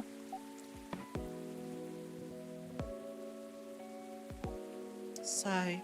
Oh, I just got an achievement. It said Cold Shoulders, the Aqua, and Myrtle weren't able to reconcile their differences. That's really sad. What's up? Nothing. Is it about Myrtle? Oh? It's because I served him that drink that one time that was wrong. God damn it. Oh, I'm so sad. I gave her the wrong drink that one time and it ruined their lives. Oh, God. Well, sort of. I broke up the lesbians. I know. I'm a bad gay. I did the bad thing. We haven't talked much since our little argument. Only checking in here and there. I'm going to a tech mall so I can look for parts to upgrade my PC. Oh? Yeah, I hope I'll get a good deal there. I wish Myrtle would apologize, though, for treating me as if I'm totally clueless. If she did, I could ask her to help me pick the right parts, you know? But I know I was on the wrong, too. I wasn't being clear with my words, with my anxiety talking and all. But I already told her I'd reject the contract, right? Yes, I heard you say that. She should have tried to listen a bit. Sigh. Sorry to hear you're having a hard time. It's fine. It was just bad timing. Clearly you care about each other, though. So you two will make up eventually, I'm sure of it. Yeah. Thanks, Ocha. That cheers me up a little. Yeah, I broke up the lesbians on accident. I served her the wrong drink one time, and it like completely ruined their lives. Yeah. I got the bad timeline. I can't believe we're in the Doom to Yuri timeline. I know. It sucks. Anytime. I suppose I better go now so I can shop around as long as I want. Maybe I'll go get something nice for myself, too. Like what? Maybe a new bolster? My current one is no longer firm. Ah, I see. Well, I hope you have a good time. Me too. Thank you, Ocha. I'll see you later. Take care. Yeah, I doomed us. We, goodness, never imagining serving the wrong cozy drink causing me problems, right? Because I served her the wrong drink, her and her friend never made up, and now they barely talk to each other. Let's see. I guess I'll go over today's checklist, Who's this? Oh! Hey. Oh! Well, hello, gentlemen. Hey, Ocha. Ocha! Nice seeing you here, Hendry.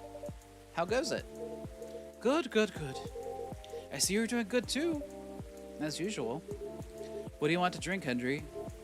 It's on me. No. That won't do. Well, let's talk about bills later. So, what'll it be? You first. You sure? Okie dokie. I'll have one STMJ, please. Alright. STMJ. That was milk, ginger, and honey.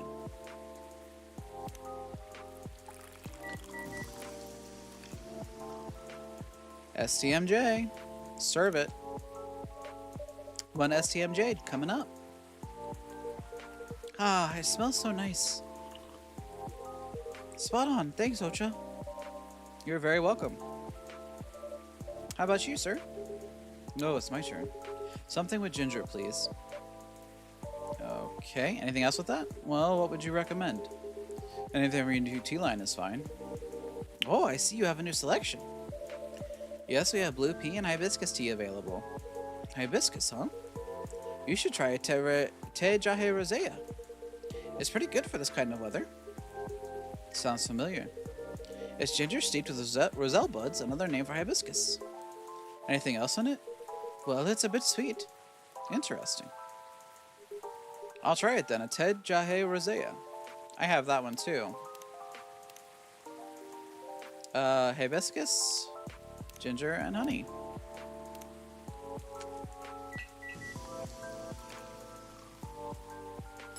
And I need to give him this. Well, should I give it to him or should I give it to Hyde? I mean, they'll see each other, right?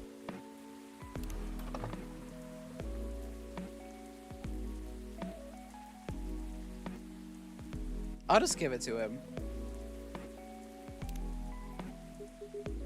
What's this? Oh, it's Bailey's and Lua's wedding invitation. Really? For Hyde? Oh. The date is really soon. Could you pass it along to him since I'm not sure when he'll be here? Okay, sure. Thank you.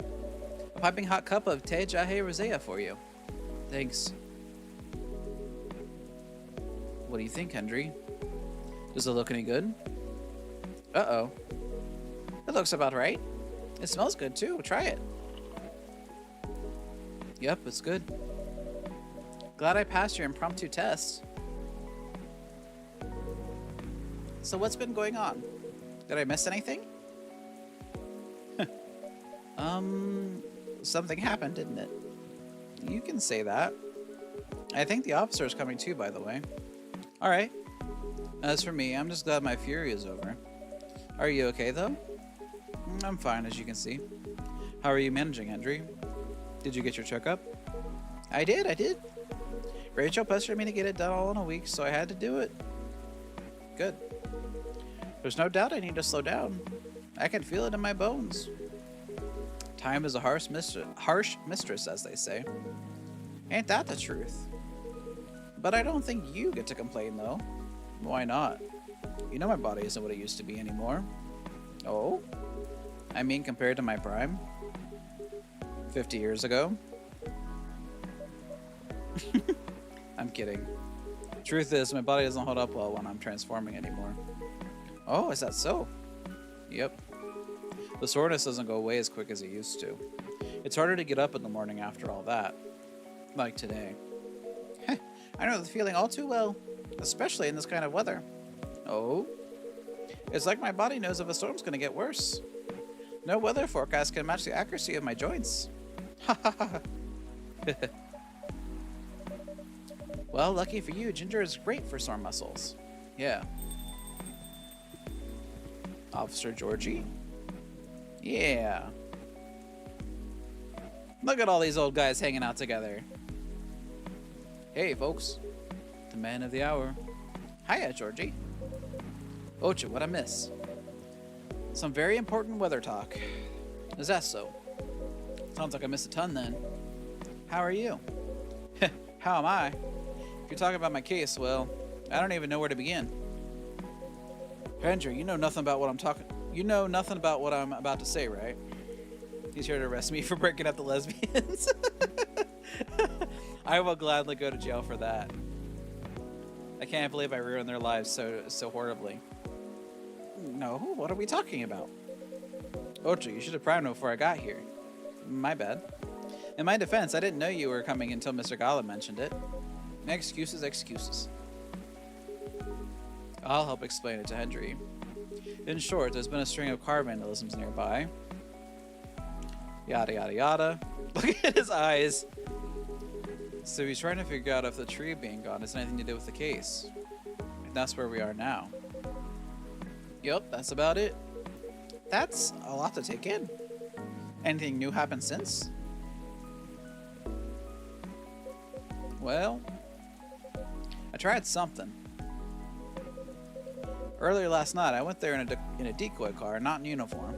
I was playing the role of a hardworking citizen needing an affordable parking spot. You know, I don't think I've ever seen you without your uniform. Yeah, me neither. Really? Well, the day I come here without my uniform will probably be the day I'm no longer a cop. That would be surprising. I'm kidding, this job is for life. Anyway, the plan was to park the decoy there and hide. So I did. And I waited. For how long? Don't know. Huh? Honestly, I have no idea. Felt like 15 minutes, but turned out it was 3 hours. Unless my watch was broken, that is. Huh? That's really strange, isn't it? I reckon it's just one of those days that feels a lot faster than it is. This sounds a bit extreme for that. Well, it happened. Anyhow, after waiting for a while, I saw them. The two lights I told you about before, Ocha. They stopped at the side of the decoy car and their lights went off after a minute. So I got a good look at them, and I realized I know them, I think. What? Before I could confirm, they saw me, and then they ran away immediately. I went to chase after them, but I couldn't catch up. They were fast. Or maybe I just need to hit the gym more. A shame. Wow. So what did you do next? Well, after waiting some more, I went home. And I plan to check out their place to confirm my suspicions. You know them that well? I guess you could say that. I'll do it tomorrow. Why not right now? Because they're not open, silly. And if it's really them, they won't be going anywhere. Huh. At any rate, the sooner I can close this case, the better. Right now, I'm just happy there's no ghosts involved. Still, it was truly something else. Yeah, what a night it must have been. It is what it is. What's up, big guy? Something on your mind? No, nothing. In any case, mystery solved. For now, at least.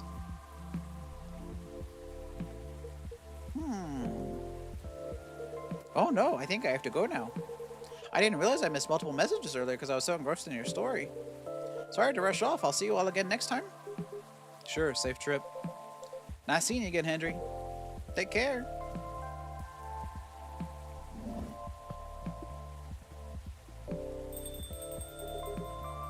Let me move over there. You know, all that talking made me thirsty. You want anything? I'm good.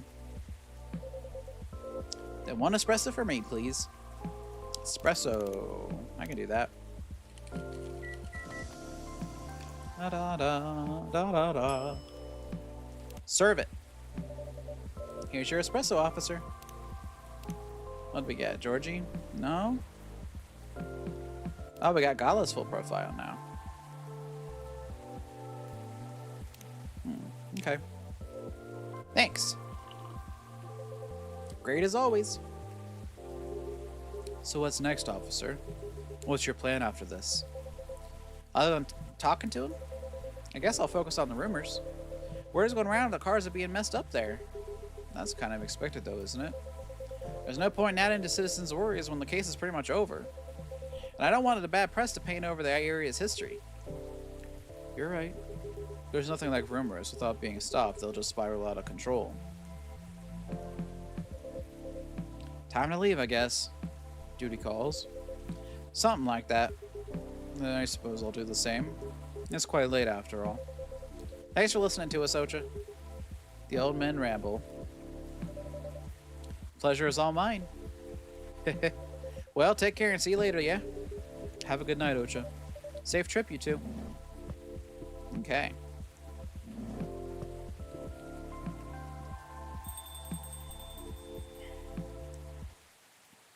I think we have 2 days left now. Jingle beans. Warm drink with a kick for Christmas mornings. Also perfect against headaches on rainy work nights. So is that coffee and cinnamon? Doesn't look like there's anything else added. Maybe it's like coffee, cinnamon?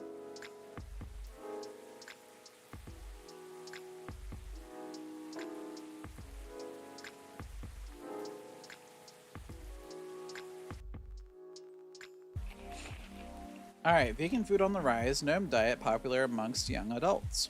Box office movie High Weapon, hits astonishing 2 billion worldwide. What Generation Z really wants an independent survey?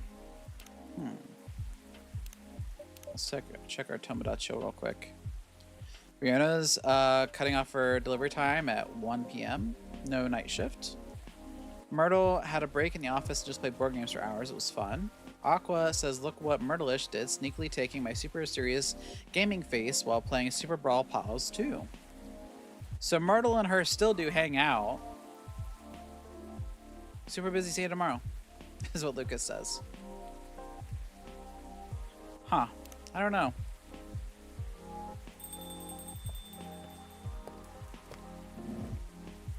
Oh, it's Rachel.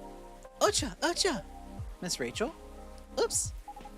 Sorry. I'm just really excited. I've done it, Ocha. Congratulations. Done what? The music I'm making with AJ. Now they're just roommates? No, they have to be in lesbians with each other.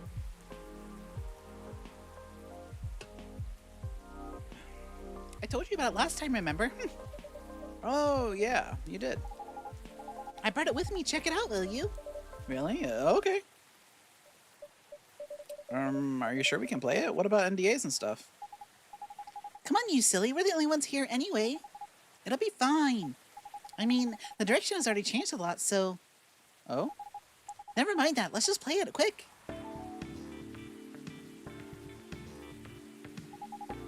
What do you think? I was inspired by the drink you gave me. Sweetheart Latte, wasn't it? That's right. You composed the melodies? With Arami, yeah. So, like, I know with a name like Sweetheart Latte, you'd expect something a little more fun sounding, right?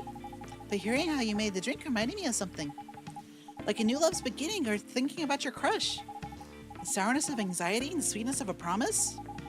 There are a lot of steps that keep the delicate balance going until you get to the point where you decide to confess. I think I see where you're going with this. Yeah, just like the drink, right? It needs the perfect balance of ingredients and temperature to mix properly, doesn't it?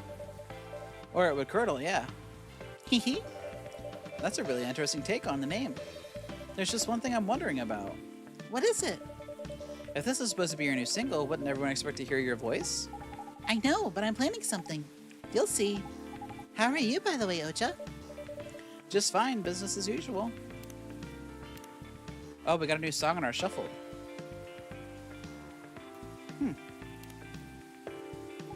Wait, I almost forgot. Did Dad come here last night? Andrew, yes, he did. He was meeting with Mr. Gala, actually. Okay, that's good to know. Why do you ask? He didn't reply to my text last night. Okay, why is it not going away? Where? So I was wondering what he was doing.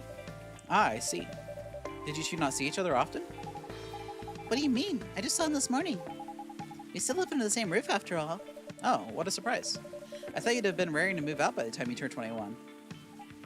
Well, you're not wrong in thinking that, but Dad's getting older, you know.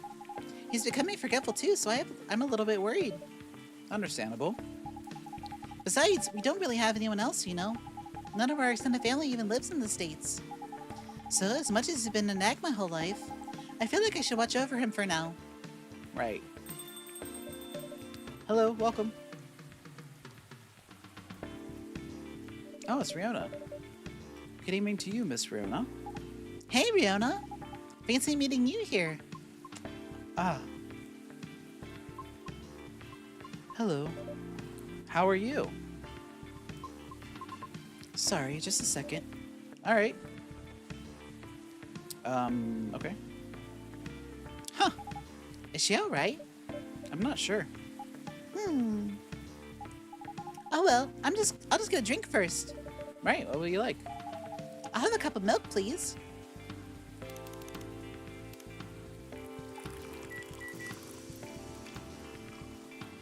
Milk. Here you go, a cup of warm milk. Thank you. What's up? Oh, nothing. Just remembered something. But it's nothing special, so don't worry about it.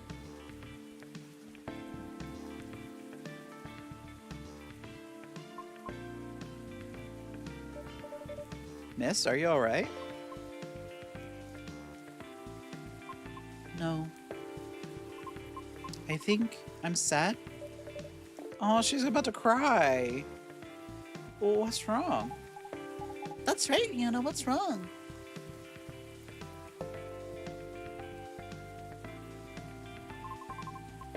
I've been doing a lot of thinking. About what? About my situation. Have you ever felt like something you've been doing your whole life might be a mistake? What makes you think that, miss?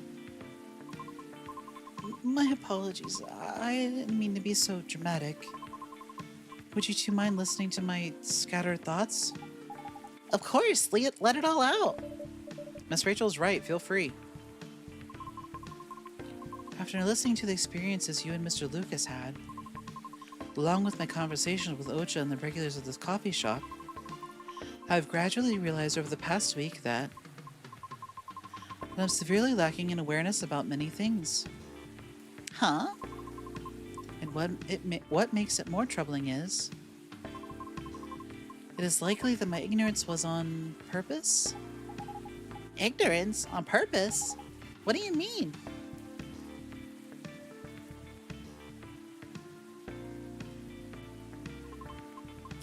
Miss Rachel, the position you hold today is a result of your efforts and tenacity.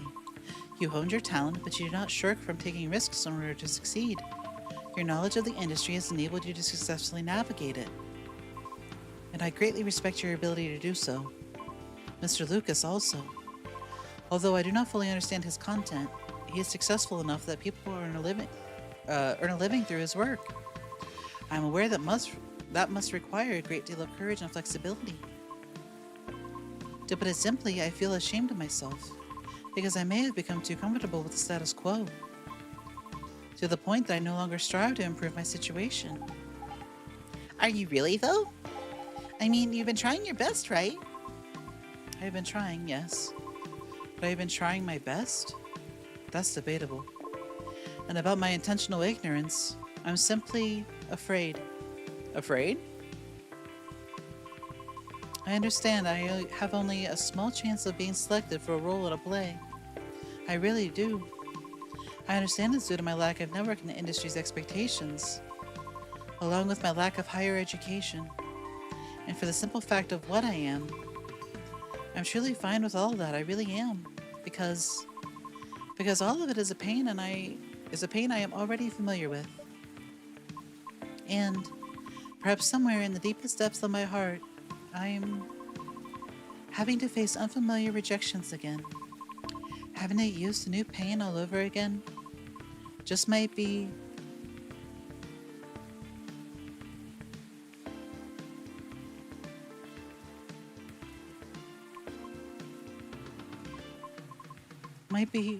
difficult. Miss.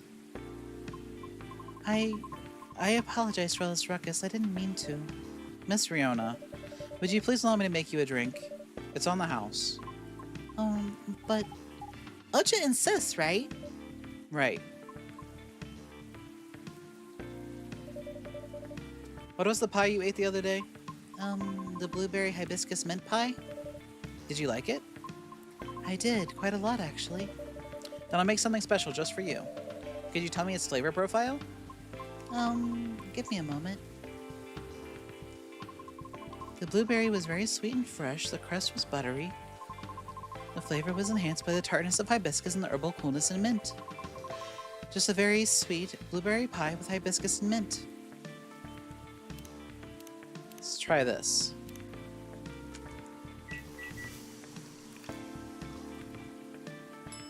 Oh, yeah, that's it. Berry blue hibiscus pie.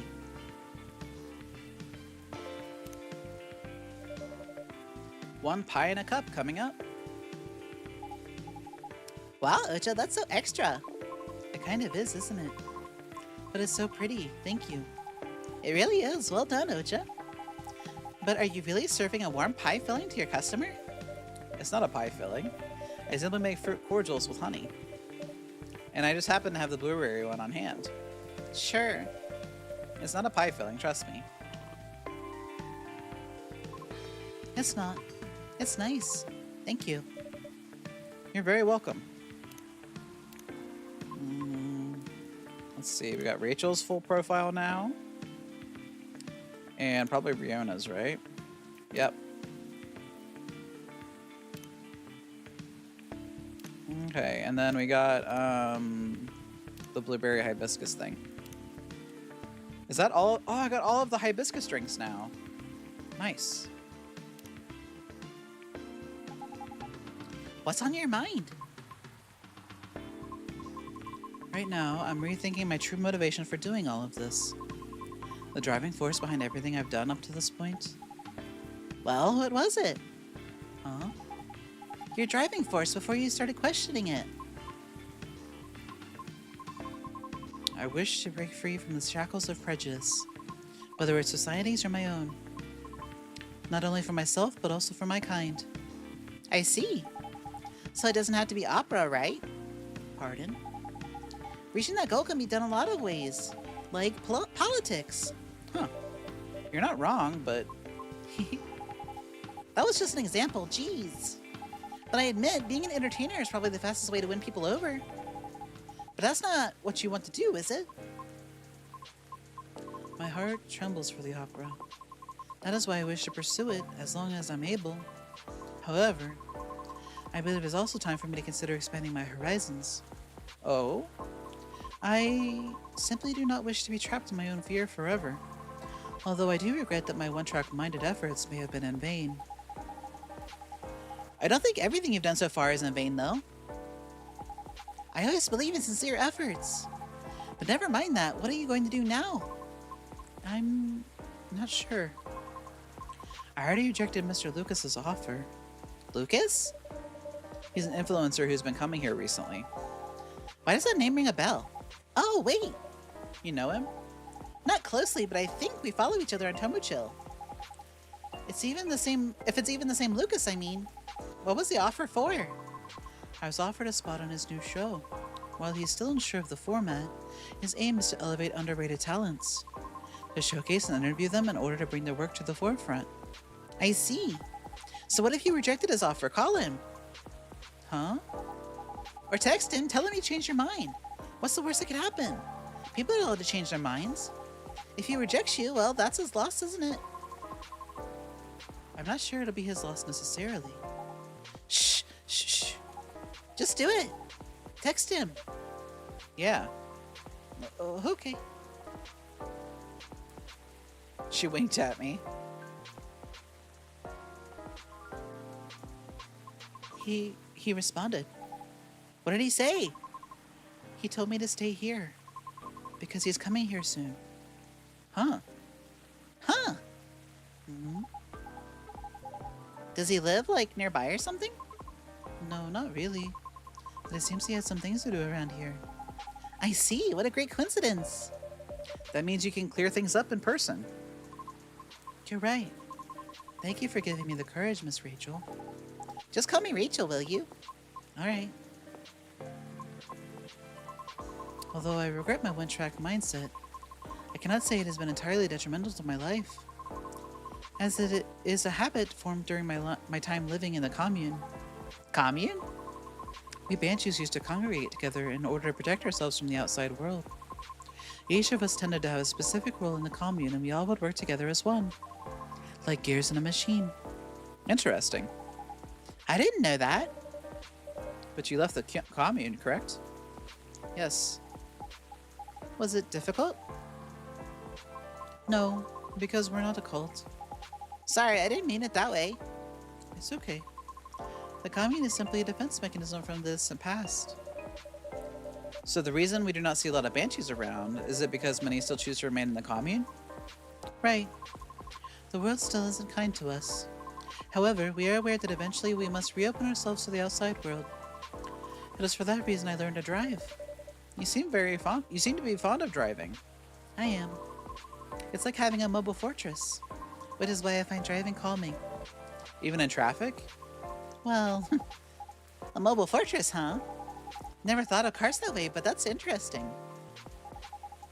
So when you said everything has a specific role, what did you mean by that? Sorry, I'm just curious. You don't have to answer if you don't want to. Well, we don't have a Banshee Culture Center anywhere. Time to start one then. Perhaps it is best if I use a specific example, such as my mother's role. Oh? Her role is to trade. In the event that we need to increase our supply or sell our products, or are simply in need of some negotiating, it is my mother who will do the job. She must travel to the nearest city or town in order to exchange goods. And she's our representative when other communities need to discuss things with us. Right. Everyone's work has equal weight. One is in charge of food and drink, another is in charge of all of our laundry. Everyone has a responsibility to set up schedules and organize a collection of goods. So, like, does each role only have one bearer at a time? No, sometimes there are two or more, depending on the power needed. It's all about balance. I see. Interesting. Does your mom still fulfill her role to this day? Yes. Although, there are times when I wish she would retire. Why? She's doing a good job with it. But the role truly changed her. Oh. She had to endure years of animosity. She had to negotiate everyone's way out of trouble, or to simply defend the commune. That is such a heavy burden. It is, but she refuses to accept any help offered to her. Why? Because it's become their identity, I think. Oh, you're here? Yeah. Hi, lady. I was starting to wonder when you're going to say something. I'll introduce myself, but I want to hear Riona's story. Fine by me.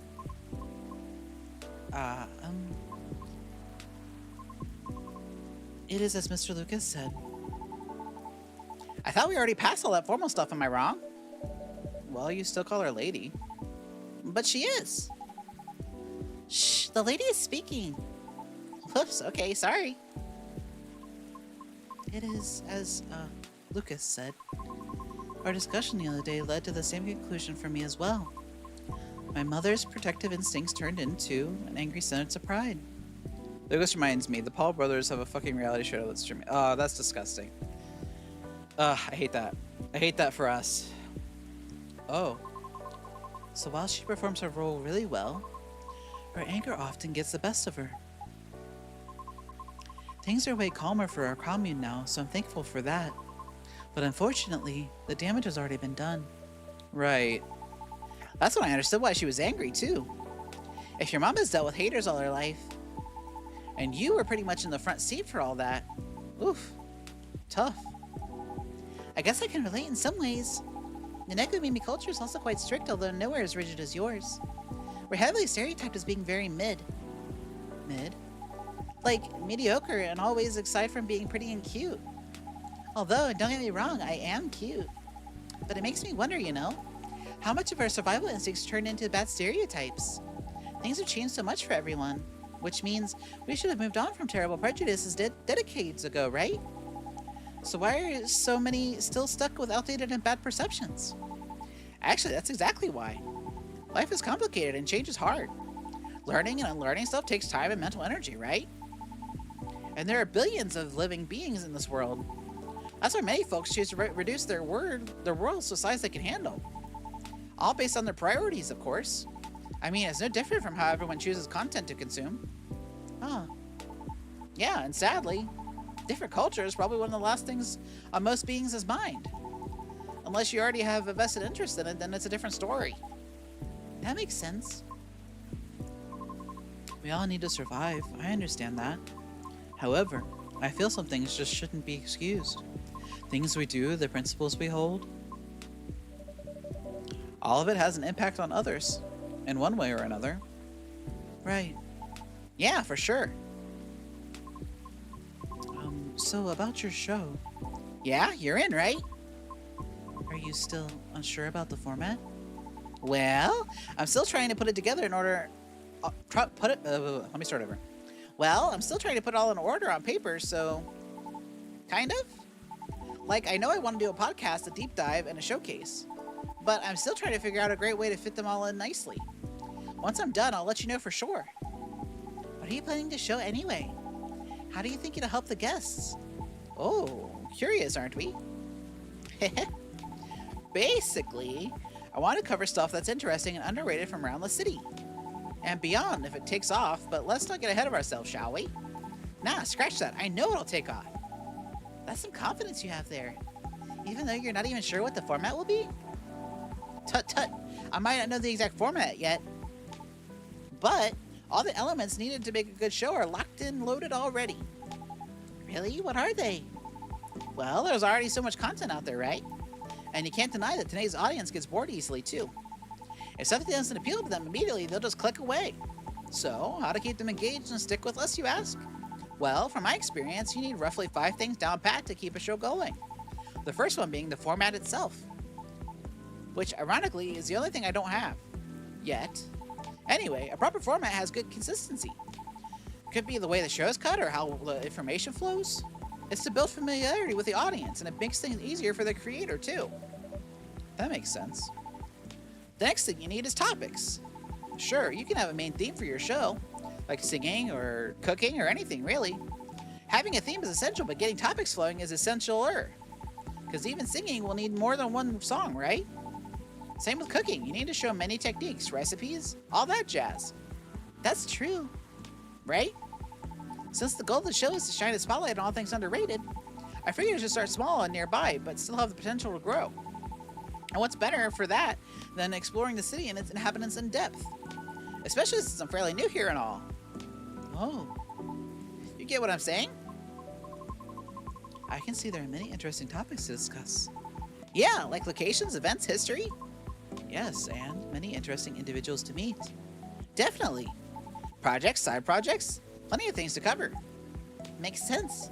What's next? Know your audience. Honestly, in this internet era, you don't need to appeal to everyone. If you do it right, you can target just one type of audience and still get a lot of eyes. Fortunately, I have my base audience already. But since the show will be in a completely new format, a lot of them will reject it. Because people do not like change. That's right. But honestly, that's fine.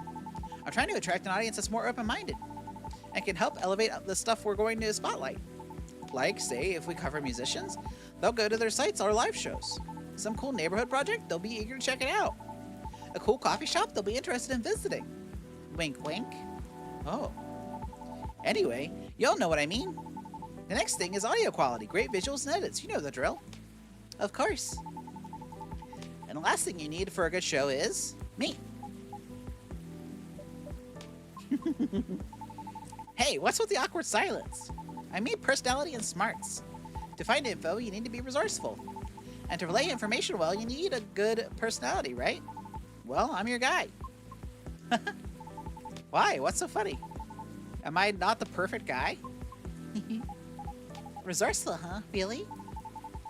Oh, so that is what you're questioning, huh? I'm just saying. Because didn't you say you're new to the city, so... Oh, I see. I see how it is. But you've really thought of this through. I'm kind of impressed. Thank you. Probably won't be anywhere near as big as your talk show, though, I'll tell you that. Huh? Rumor has it that your manager's trying to get your old girl band back together. And I heard there'll be a talk show or something for it. Oh, really? How did you hear that? Just, I have my ways. I didn't get the info from shady sources, I promise. Well, okay, I'll give you that, resourceful guy. But your information is outdated already. Oh? Because I won't be in the show. Oh, why? Well, I actually like the idea of a comeback, but if it were to happen, I would want new branding, you know? Like a new us to show we've grown. Ah, I get that 100%. That's too bad. Why? I think you have a talent for getting people to talk. You're able to read the room with sensitivity. Therefore, I would definitely be interested in watching your talk show program. You think so? Aw, I'm flattered. You're right about that, though. I'm pretty good. But I'd rather express myself through my music, my songs, and my performances. You know? Yes, I understand that very well. Then do you want to be our first guest? Me? Why? I thought you wanted to highlight independent artists. Well, aren't you making a new kind of music lately, Miss Rachel? So you actually have a side project? Well, yeah, but... I was kidding about inviting you earlier, but hey, maybe it could work out after all. How about a new channel, will you? You wish. I'm a very busy Nekomimi, but maybe. Woohoo! What is it, Ocha? I thought your plan was to have Miss Riona as your first guest. Oh. Well, about that. I'm definitely jumping the gun here, but I was kind of hoping you'd be my co-host instead. What? Me? I was going to ask you later, but Ocha over here cornered me something fierce. Oops. Sorry. Why me? I like the way you explain difficult subjects, and I really enjoy talking to you. You have plenty of knowledge and experience from being on the road a lot. And all of your stories are so damn interesting. Plus, someone needs to offset my chaotic personality. Like contrasting hosts, huh? Yeah, what's more, she's not nervous talking in front of a camera at all. Well, she is a performer. I know. I'm just saying she's natural on camera. So yeah, that's what I was going to ask later, if you want to be my co-host. Only if you're interested, of course. I might need a moment to consider. Of course, take your time. However, if you're open to receiving input, may I throw an idea for the format of the show? For real? Of course you may. And I'm staying until you tell me everything I've missed. Okay. Yeah, the night's still young anyway.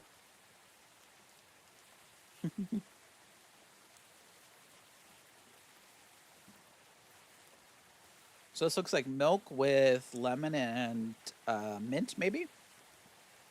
Le menthol.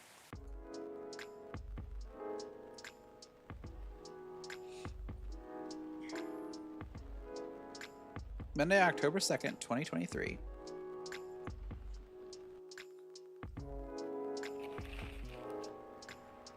Users of Tomodachi's new stories feature needs a longer duration. The pieces of halfling advice that seared into my memory. Gobbly Lab shut down. Researcher to finally stop experiments after 1,304 incidents. Jesus. I think they should have stopped that a little bit sooner than that, right? Hold on, I want to just look here. Yeah, today's the last day. Or no, I'm sorry, tomorrow's the last day. So, when was... Okay, so this is when we got the invitation. So 1, 2, 3. This is their wedding day, right?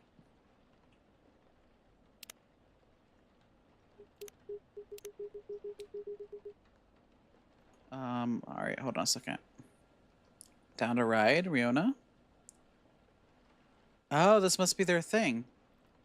Check out my friend's new podcast. Here it is, DTR, Down to Ride vlog, #1. Go watch and tell us how you like it.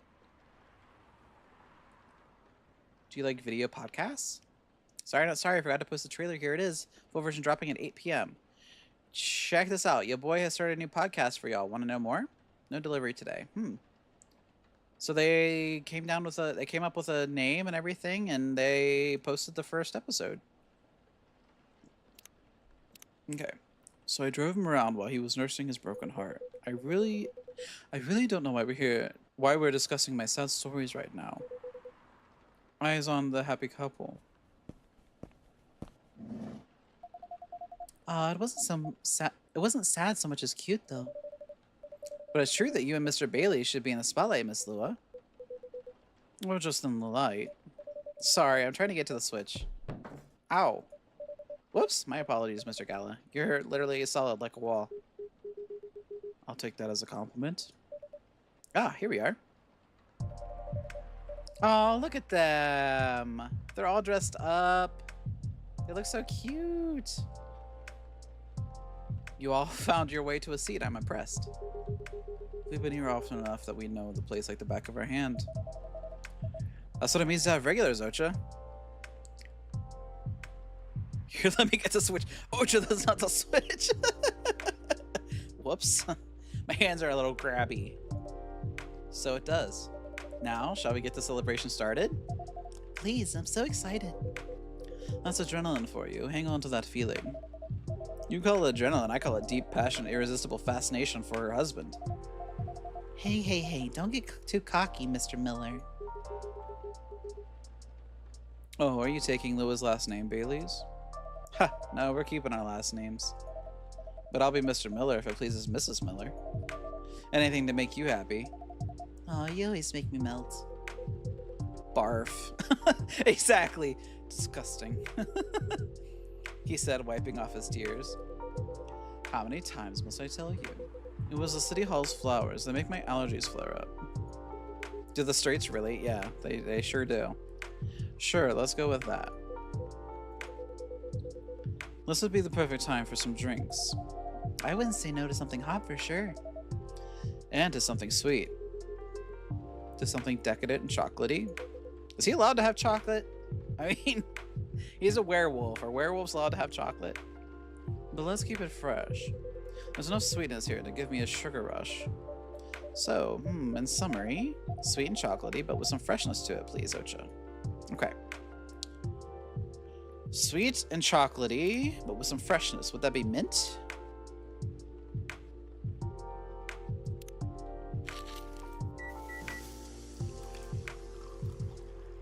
After midnight. It looks like a thing. I'm gonna serve it. Because there's like fireworks, right? So it has to be what they're talking about. This is inspired by a sweet evening treat. Hopefully the drink is to your liking. I love it. It's very unique and festive. Very comforting. Exactly what I had in mind. That's fine. High praise from high praise from Hyde. You know it. It tastes a bit British. Have you ever been on that side of the pond, Ocha? Ah, I did a bit of traveling in my day. Maybe we ran into each other in the past. Maybe we did. Passing each other like two ships in the night, before meeting in the morning. That's very lyrical. I blame the mood on you two. All I know about the UK is that the British werewolf guy I once met. He was absolutely wild during Fury. But even then, he would beg the wall's pardon after putting his fist through it. This sounds about right. And I imagine you two became great friends. No, you know rude vampires are much more my type. Hey. Actually, no, I'm not offended. I'm a rude vampire and proud of it. That would look great on a t-shirt. Awesome idea. I'll consider that for a Christmas gift. Right, I guess we should raise a toast. Does anyone want to make a speech? Someone? Ocha, maybe? I don't think I'm the right person to give speeches. You definitely are. Yes, if you want to, we'd love to hear you. In that case, thank you for choosing to come to this cafe, Ms. Lua, Mr. Bailey's, and thank you for making us feel like a true part of your lives. Hear, hear. You'll always be a part of our lives now, Ocha. Absolutely. Short and to the point. Good speech. Your turn, Hyde. Really? Oh, well, fine. Thank you, Lua and Bailey's, for entertaining me and making me consider a counseling career, however briefly. You're a good bunch. That means a lot, Hyde. You've been a very good friend to us. Don't think we're forgetting about you, Gala. It's speech time. Right. I don't know you as well as Ocha, guys, and I haven't helped you nearly as much as Hyde did. But despite that, you've made me feel welcome. You've immediately made me feel part of your family. May this warmth that you show others always reflect as joy in the family you're starting today. Aw, Gala. Thanks, man, really. To the happy couple. To the happy couple. To the happy couple. I completed Lua and Bailey's good story arc. I just got an achievement for it. Are your allergies troubling you again, Mr. Hyde? Ocha, my dear Ocha, never think that you're out of reach of my retribution. He called me his dear.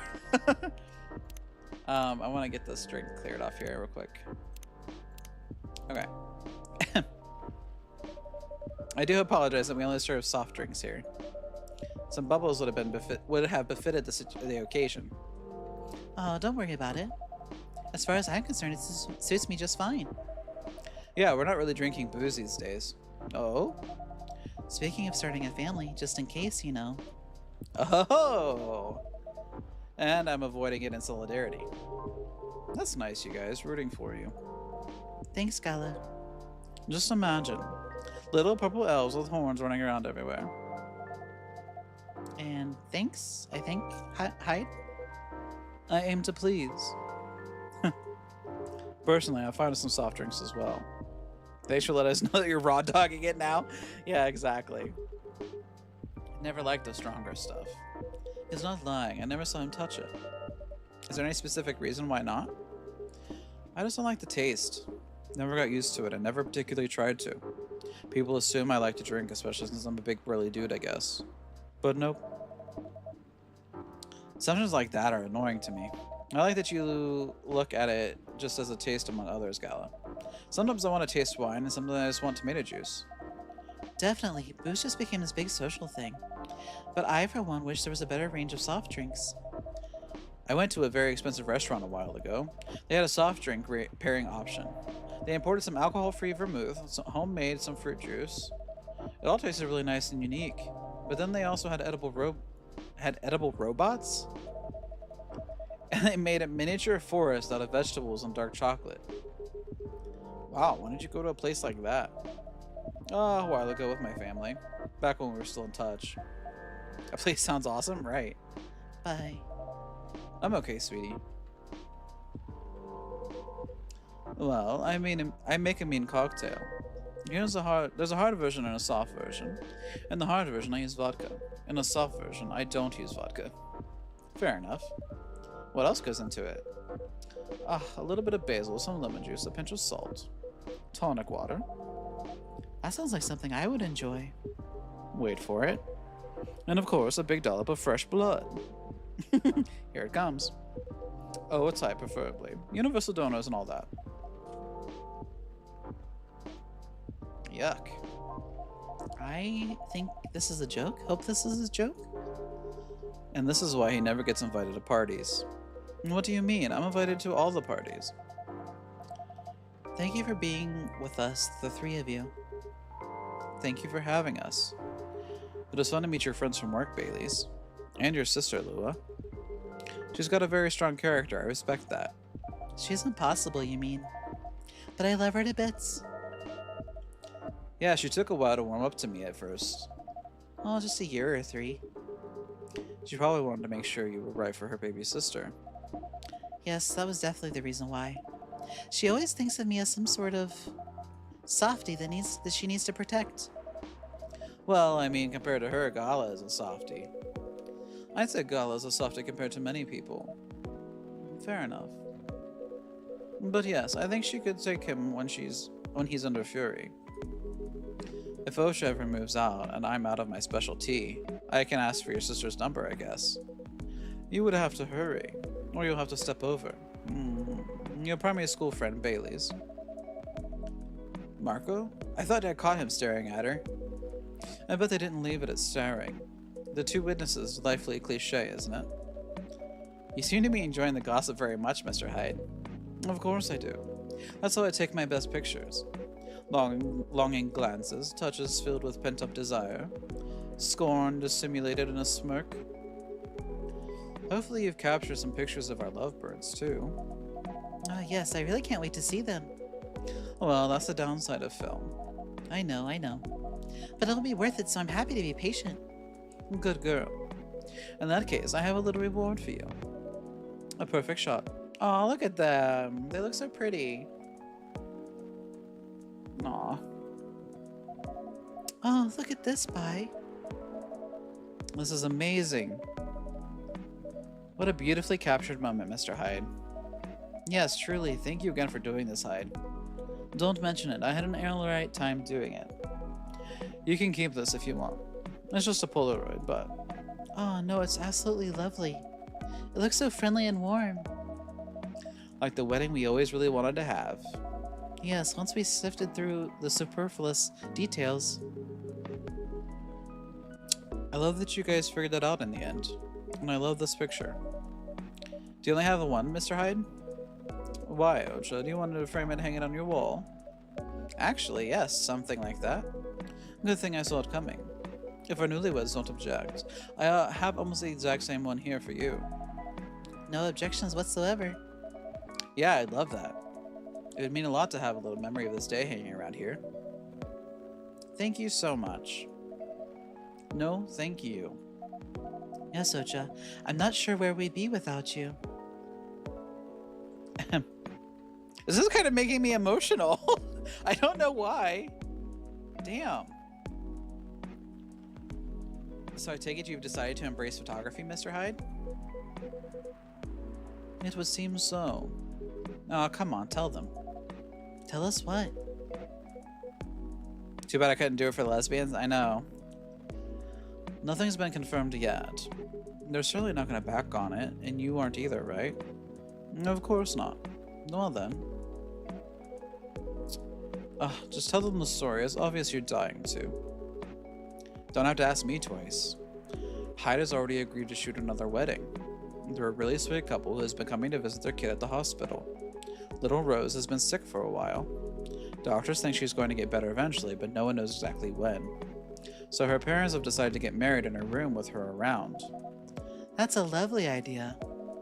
I bet little Rose is thrilled. She is. An entire party next to her bed, can you imagine? Anyhow, they got to chatting with Hyde, and just like that, he promised to take their pictures pro bono. That's very good of you, Mr. Hyde. It's nothing. I could use the experience, so that I can milk my modeling ex-colleagues for their wedding pictures. It sounds like a good social redistribution to me. Right? So does that mean you're sticking around Seattle for good, Mr. Hyde? I've got the house, and I've got the job, and I've got my own pocket werewolf, so it sounds like I'll be staying here a little while. Oh, I completed Hyde's good story arc. That's great to hear. How's the house coming along? Taking ages, but it'll look good when it's finished. I'm having it redone from scratch, so it's a process. But as a vampire, my needs are a little particular. Fair enough. I think it's normal to be particular when it comes to your dream home, you know? What would a dream house... Oh, what would a dream house look like for the two of you? We're not too sure yet. But we're not repeating the same mistakes. No Endless.chill scrolling to look at other people's homes. And no overspending or feeling inadequate on my side. My love. It's alright, I'm glad we talked it all through. Lua made me realize that it's fine if I don't earn as much as she does, and if my family doesn't contribute anything. In fact, Lua's mom told me the same during the wedding. I didn't know you talked about it. Don't worry, it went really well. She said what mattered to her is that I make her daughter happy, which is good because that's what matters to me too. And happy Lua is a Lua who powers through her job. Yeah, I really can't consider slowing down my career. Well, maybe a little. Yeah, when the time comes, but the thing is, I don't mind slowing down my career. I've always been the one bringing up the kids topic. It's not that I don't want them, but I was afraid of what it might do to my work. That makes sense. Women are always expected to do more when it comes to childbearing, or child rearing. Well, not in our couple. We decided that when we have kids, I'll be the stay-at-home dad. I'll still do some freelance work if and when I have time. Not so much for the money as to keep my brain working, but I'll be taking care of the little ones and of our place. You know, I keep thinking how happy I am that I met you and married you. Not many men would have wanted that. You'd be surprised. Times are changing and so on. Times are making more room for people to follow their wishes. I've known many men who would rather stay at home with their children than to go to work every day and almost never see them. You two just complement each other well. I think so too. Mr. Miller. Mrs. W. No using my family name when he feels wrong. That would throw a fit if they would throw a fit if they heard you do that. They absolutely would. It's almost tempting. But none of that matters much anyway. As long as we're still Lua and Bailey's. As long as we're still Lua and Bailey's.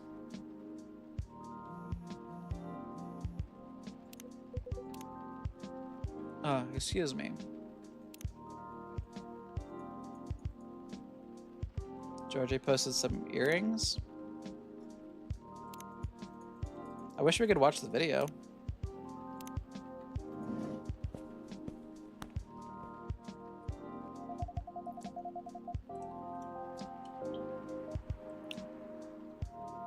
It sounds like Hyde has found a new way forward.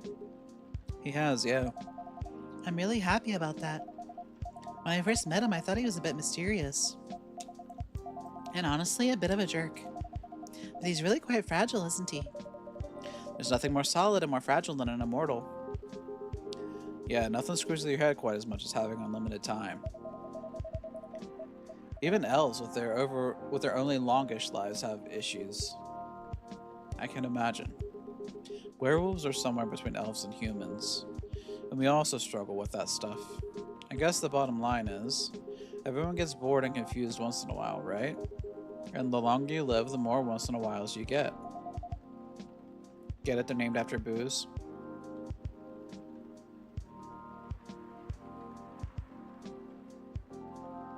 Sorry, I missed it. What's named after booze? That makes sense to me. I will say, though. Oh, Lua and Bailey's. Like Kahlua and Bailey's. I get it. I do get it. Yep. I will say, though, I'm mighty happy that he's sticking around. For all that he can be a difficult one. He also makes life a lot more interesting. And we just really get each other after all this time. You two know what I mean. Yes, we really do. At this point, even if we need to take a bit of a time out, we can trust that we'll always find our way back to each other. That's right. You know, he's got a way of finding good people. Hyde, I mean. He liked Ocha from the start. Not that I've ever disagreed, but he just really got you right away. He's been very kind to me and perceptive about me as well. And I'm glad he befriended you two. This chat right now, it's really good. You're alright too, Gala. Yes, I look forward to seeing more of you. Ha, right back at you. Ah, listen to that. It's pouring rain again. Brr. It'd be really cold if I didn't have your jacket by. But are you okay? Yeah, don't worry about me. I always worry about you. And I guess that's kind of my job now. Only if I get to worry about you too. You guys are cute. But you know what's even better than worrying about each other? Not worrying about each other. Point taken. Rainy weddings are meant to be good luck anyway. I've always wondered where that came from. Sounds like lip service for the happy couple. To avoid a meltdown if it rains, which must happen often enough. Really? So you don't know? Don't know what. Ah, maybe it's just a thing among elves. Have you heard of it, Ocha? Are you referring to the goddess's tears legend? That's the one. Never heard of that. It's actually a whole epic in medieval elven poetry, but I can give you the short version. Go on, I'm very curious. Alright then. A long time ago lived a powerful goddess. That goddess had many children, but all of her children, one she liked best. They were the shyest and the quietest. When their siblings screamed for attention, they sat aside and played with clouds. When their siblings tormented each other, they silently looked at the stars. When their siblings ran away from the rain, they waited and watched the rain fall. The goddess thought, even if all my children desert me, this one will always be by my side. They are kind and gentle, they will love me and take care of me. She thought of the days ahead and smiled. But one day, as the young godlings sat on the edge of a cloud pondering the world, a gust of wind blew on them and they lost their balance. Oh no. Don't worry, it's not a sad story. Alright then. Carried by the wind, they floated down to the ground. And immediately they were astonished. There were so many things around them that they'd never seen before.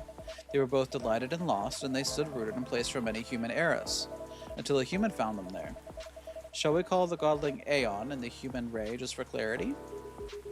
That's going to help me for sure. I get lost without names. Alright, Aeon and Ray it is. Ray walked up to Aeon and finding them stunned, guided them forward. This is not the short version, lol. Yeah, it's really not. They took them to their village and showed them how they lived their life. As days passed by, Aeon started talking to Ray. They discussed stars and planets, clouds and suns. They talked of harvests and of young children, of famines and old men. They talked of time and an eternity, and as they looked into each other's eyes, they found both the briefest of moments and the longest era in there.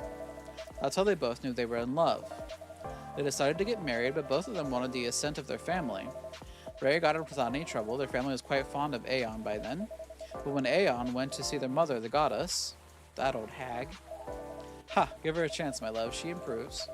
But yeah, at first she wasn't thrilled. In fact, she was outraged that her favorite child should be taken away from her.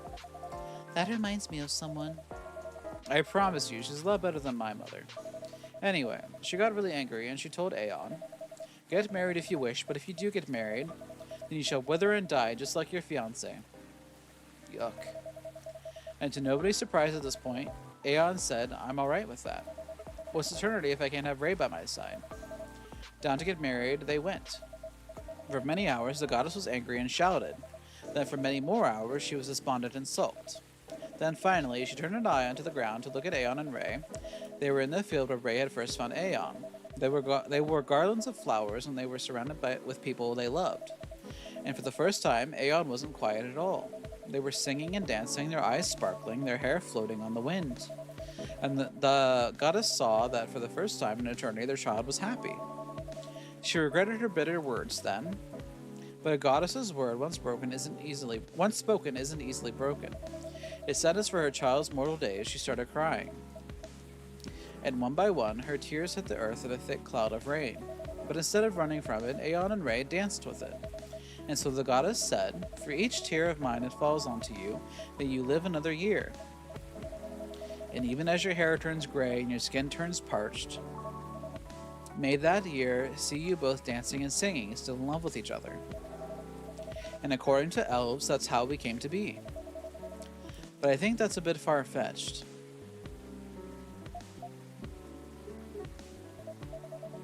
My love, are you tearing up? It's nothing. You're just really beautiful sometimes. You're a born legend teller, Mr. Baileys. That was an astonishing rendition of that story. Yeah, that was epic. I'm not going to look at Rain the same way now. It's just a silly legend. It's not silly at all. And you're right, the goddess is a lot better than your mother. Told you. My history with Ring is a lot simpler. I just really love it when it rains outside and you're all warm indoors. Yeah, that's a very cozy feeling. My bedroom when I was a little girl was on the top floor, so I could hear the rainfall at night when I was in my bed. It was great. I wish we lived in a world where everyone had that. A place to be safe while the rain falls outside. For sure. Ah, look, here's at least another someone who's safe from the rain right now. Oof, that's a very wet little guy. Poor Gala. Did he just shake rain all over you? He did a little, but that's fine. He's a cute one. What's he doing here, though? Is he your cat, Ocha? No, but he's been around a couple of times. I do remember seeing him a week or so ago. He's not any friendlier than he was then. Although he's not especially aggressive either. Maybe he's adopting this place. Wouldn't be the first. That's pretty much how you got Hyde, too.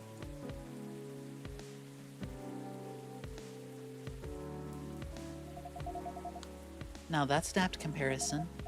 It seems that he might be looking for something, though? Or someone? If that's the case, he hasn't found them yet. He came by another time a few days ago and was actually quite helpful.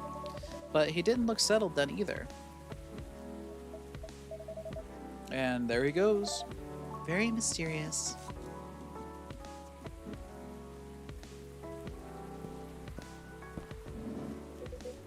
What did I miss?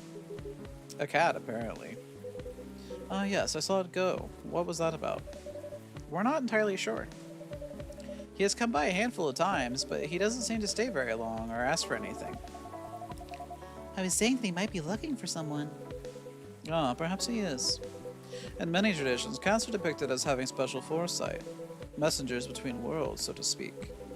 He may know something that we don't, or see something that we can't see. That's just what they want you to believe. Looking mysterious to get food and cuddles. I was saying that reminds me of someone, actually. No comment. Uh-huh. Anyhow, what was that call about? That was the interior designer about the house. For some reason, he needed to know the exact size of my turntable. as well as whether I wanted walnut or oak floors. I just want floors I can walk on. That's surprising. I thought you'd be more particular about decoration, Hyde. I am particular in the sense that I want it to look good, but he's got no clue what to do to get there. I mean, you've seen his car. It's not, peak design trends. That car served me right, thank you very much. I remember when a certain werewolf didn't want to drive me around. I shouldn't have brought that up. Truce. Why don't you help Hyde with decorating then, Gala? Why indeed? My job, time... Your job, time, I see. Everyone's a critic, but the truth is, Gala has no understanding of color, material, or shape. I'm a lazy interior designer at best, but Gala is interior designer's waking nightmare. Not true. I just go for functional things. That's what people say when they've got no taste. Yeah, maybe my taste in vampires is the problem here. I think your taste in vampires is your one saving grace. Todd Ronan, thank you so much for the follow. Welcome in. How are you doing? Ugh.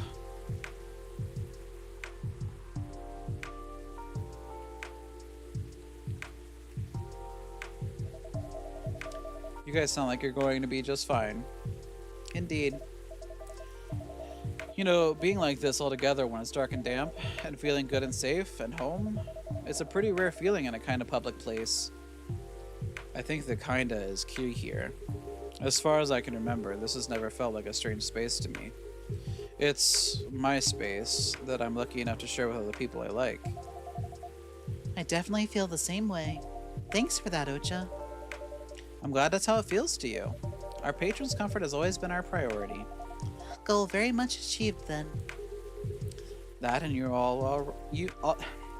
that and also you all are all right.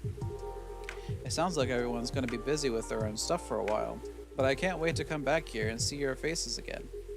Whether in a week or a month or a year, I know it's going to be a good time. Cheers to that. Hear, hear. You're all welcome anytime, separately or together. And I'm looking forward to hearing what you get up to. We'll definitely pop by to give you news. And to get Fury remedies. And to listen in on the drama. We can't wait to welcome you back.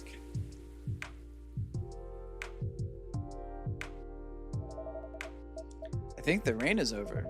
When we kept you for a while already, Ocha. Yeah, we should use the dry spell to get back home.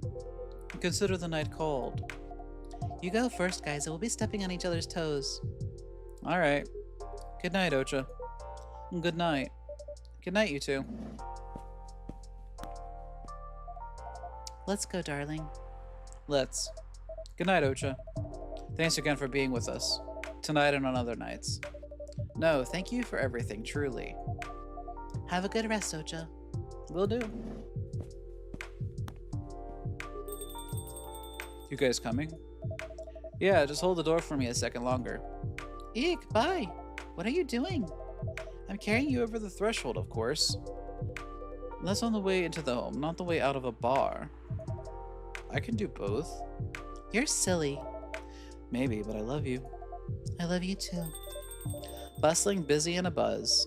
People whose thoughts I can hear almost as well as my own by now. Whose success and failures matter to me as much as my own. I suppose that's what it feels like. To have a chosen hive.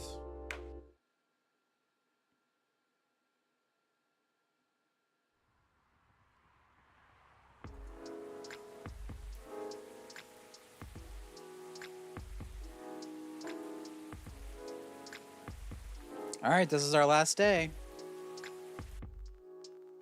Home stretch for sure. FIRE director resigns in the wake of shocking leaks. Ooh. Heir of American business royalty disowned over choice of wife.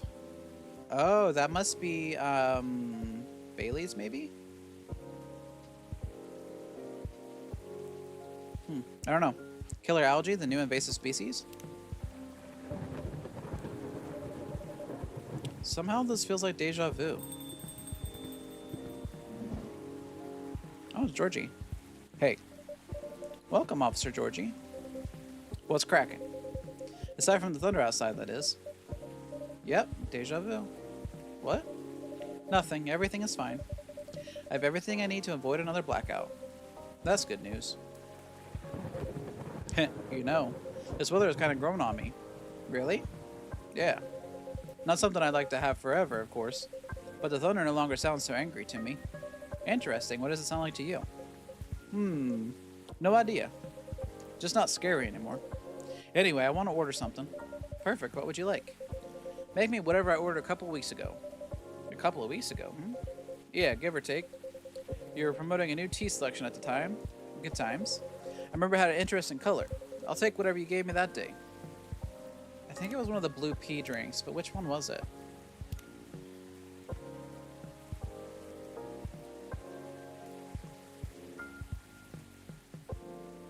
Was it just the blue pea tea?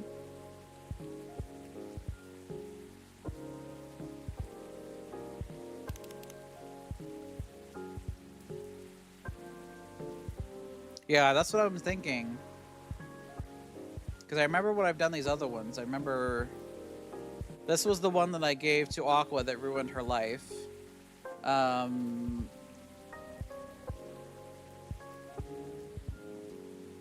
Blue Lightning was for Gala one time, I think. This was for Gala. The Flower Bed, I don't remember doing that one. I think that was for maybe Riona one time. Let's just try this and see if this is it.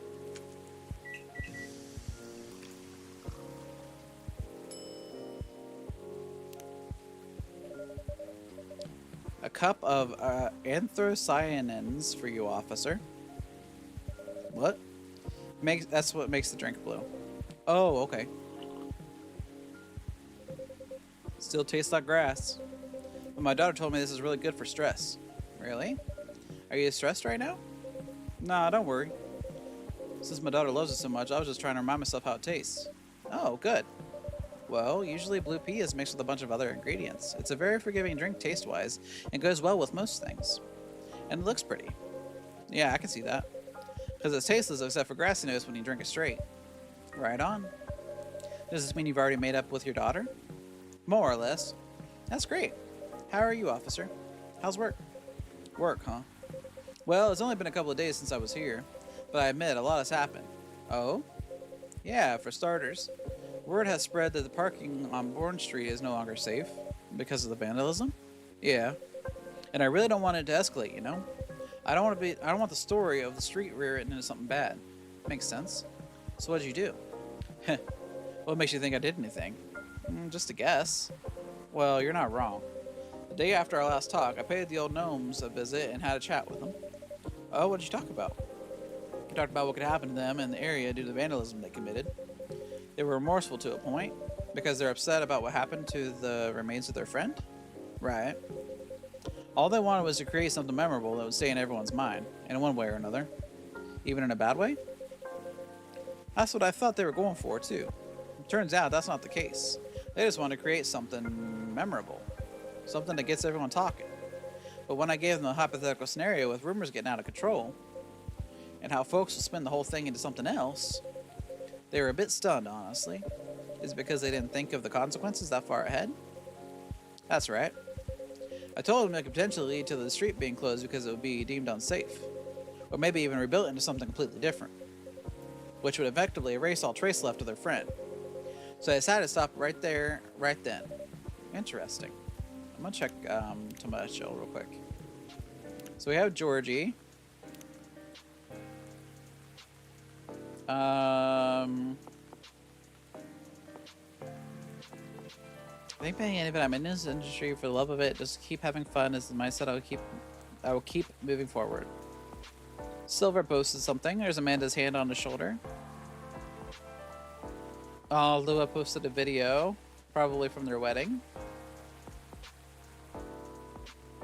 Oh, Hyde took this photo of Gala. Very cute. And Bailey has posted the same video of their wedding.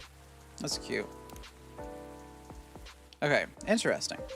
But, you know, I get their need to keep the memory alive, even if what they did was a bit misguided.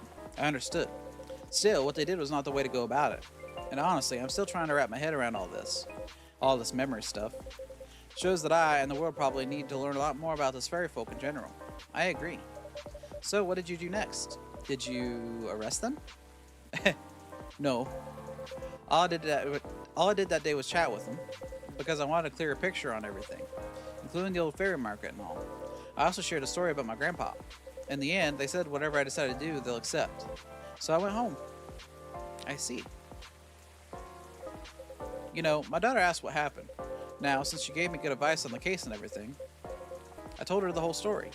About the street, about this tree. Wow, that's really everything. Anyhow, after our talk, I guess she started looking into fairy folks' history. And in one of those videos she did, and I had no clue what to call them. There were videos of herself packing orders while talking about stuff. Ah, I see. I posted on my Tumble.chillo a couple days ago. Ah, I see. She basically talked to her viewers about what she learned in the video. About your case? No, no. I only think she has learned on her own. I got it. That's great, though. You never know, maybe through her video curiosity will spread. Get everyone wondering about this piece of despairing history? You're right. We completed Georgie's good story arc. Who knows what the future holds? There's Lucas. Lucas in the house, yo! Hey. What's up, what's up, what's up? And you, Pops, how's it go? How goes it? All good. You're in high spirits, aren't you? Always. Anyway, Pops, what's shaking? I think I should be the one asking you that. What's all this excess energy? You're right, and I probably should explain, but first... Dear Ocha, may I put in an order? You may. I'd like a blue pea latte with super cool latte art on top. Alright. So, milk, I think is what it is.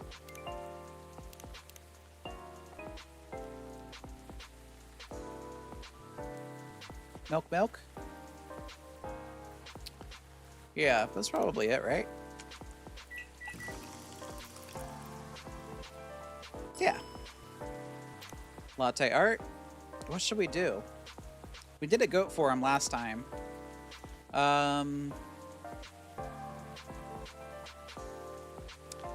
Maybe I can draw a microphone for his podcast? I don't know.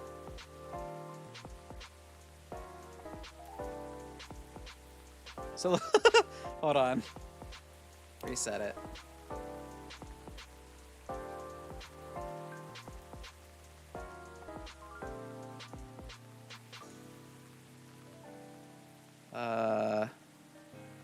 That just looks like a weird sword. Hold on.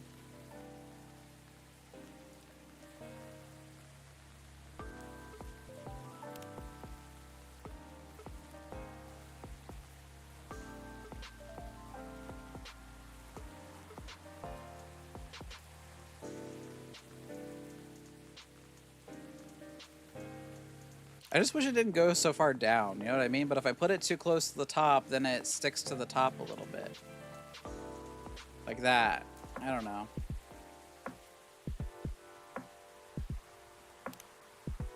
Alright, this isn't working out. What are we gonna do?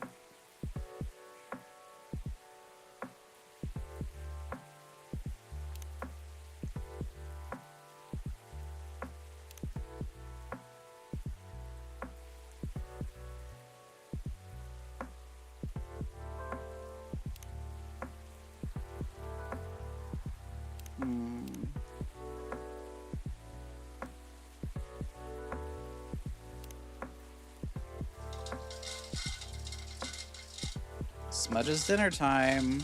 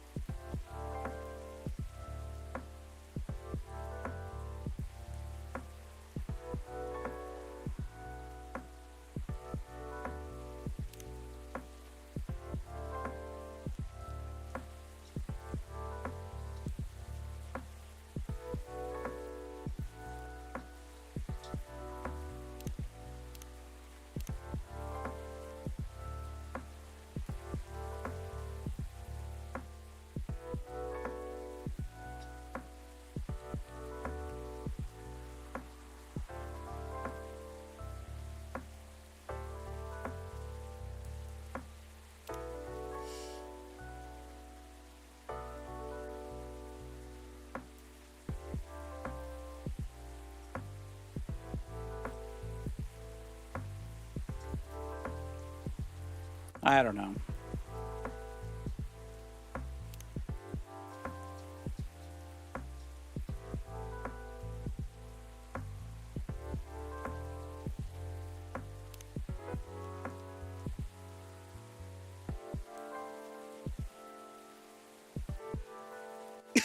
There, it's done. L for Lucas. Yeah, I should have done something like that. That's alright. A cup of blue latte with a masterpiece on it for you, sir. A masterpiece, eh? I like your confidence. Oh god, he's taking pictures of it. He's gonna post it. Anyway, cheers. Nice, thanks, Ocha. So what's up, kid? All's well, Pops. I'm waiting for the lady to arrive. Oh, so Miss Riona's coming? Yep, she should be here soon. The last couple of days have been really intense for us. In fact, I didn't sleep at all until last night, haha. Oh, why? Let's just say we've been busy cooking up stuff. Tisk tisk. What? What is it? I know you're a hustler, kid. Your schedule's probably not like everyone else's. But I hope you won't drag others into unhealthy habits unnecessarily. Although I know next to nothing about Banshee biology. Doesn't she do late night deliveries? Oh? Sometimes she does deliveries until morning. Then never mind, kid. Forget everything I said earlier. Phew. I was like, oh man, what stupid thing did I do this time?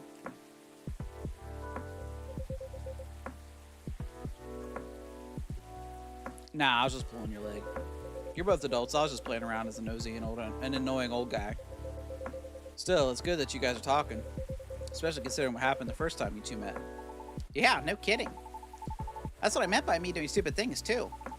Sometimes I don't slow down enough to see the forest for the trees, you know? It happens. As long as you're aware of it and take a step back from time to time. Yep.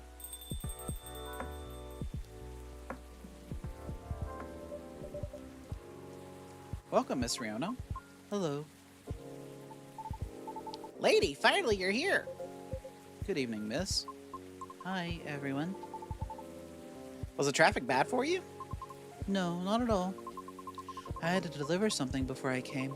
That's why I'm a bit late. I apologize. No, you're not late. I'm just early. Would you like anything to drink? Yes, please. I'd like a cup of my oat coffee, sweetened with a lot of honey, if you would. Sweetened with a lot of honey.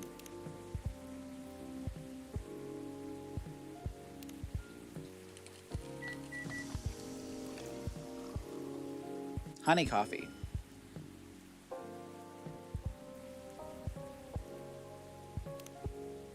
Let's try that.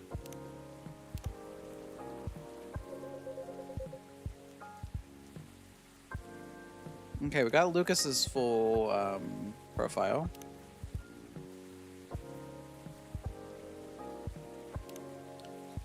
That's what I used to order back in the day. Really?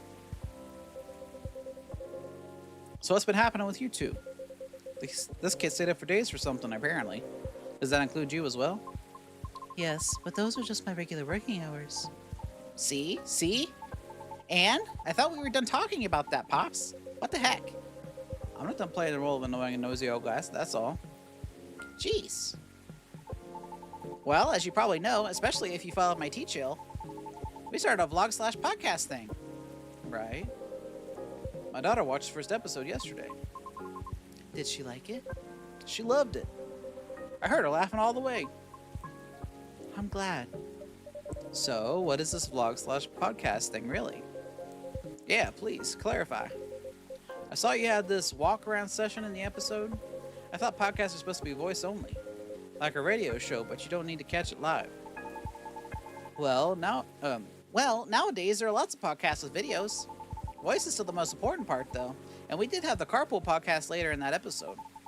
So usually there'll be two versions of the same episode, the voice-only one and an audio streaming platforms, and the full video posted on video streaming platforms.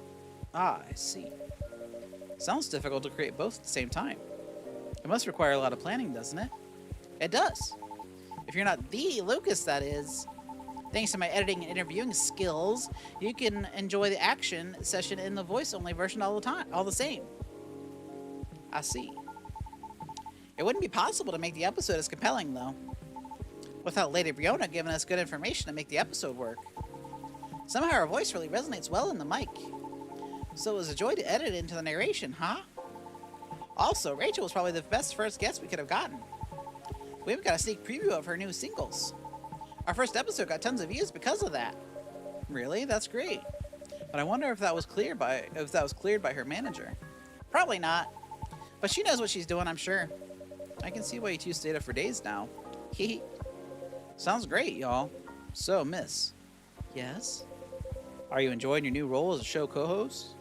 Well, it's interesting so far. And I'm learning a lot of new skills. So I'm eager to keep working on it. All the while, I keep looking for auditions. And honing my craft. We got Lucas and Riona's best story arcs, apparently. That's all I needed to know. I might have to leave soon. Huh? Why? I haven't eaten anything substantial since this morning. It was a really busy day. Oh, word? Let's go then. You can stay. I'll just go for a quick bite and come back. No, let's just go. We're partners, right? Besides, we still have a lot of things to discuss. You're right. Okay, if you're fine with it. I think it's time for us to go. I mean, for me. Roger that. Let's get going then. See you later, Pops. Good luck with everything. You too, you two. Bye, Ocha. See you again soon. Goodbye.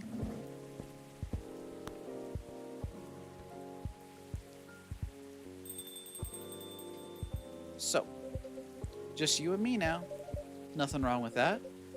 I have to go soon, though. Duty calls. Sure.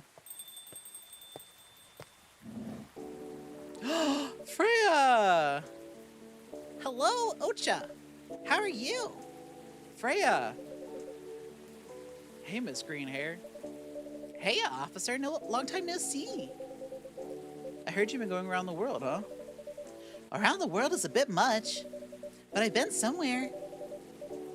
I'm glad to see you here, Freya. Hehe. Well, as much as I like to stay and chat, duty calls. Aw, that sucks. I missed you. Well, see you later then, Georgie. Oh, the cat might be looking for her. You're right. Yeah. Don't forget to tell Ocha the truth, okay? Later, Ocha. I will. Let me move over there. So, my buddy, my pal, my good friend. Ocha, what's up? Why didn't you tell me you were coming? Before you start blaming me, it was a last-minute thing. Even I didn't know I'd be back so soon. So it makes you return sooner than expected. Well, maybe I'll tell you after a drink. Hey, do you remember my very first order ever? Espresso? Yep, you have a good memory. The first time I was here, it was raining as hard as it is now. I thought nothing was open anymore until I saw your shop. Your espresso was one of the best coffees I've ever had. Thank you. One espresso for me, please.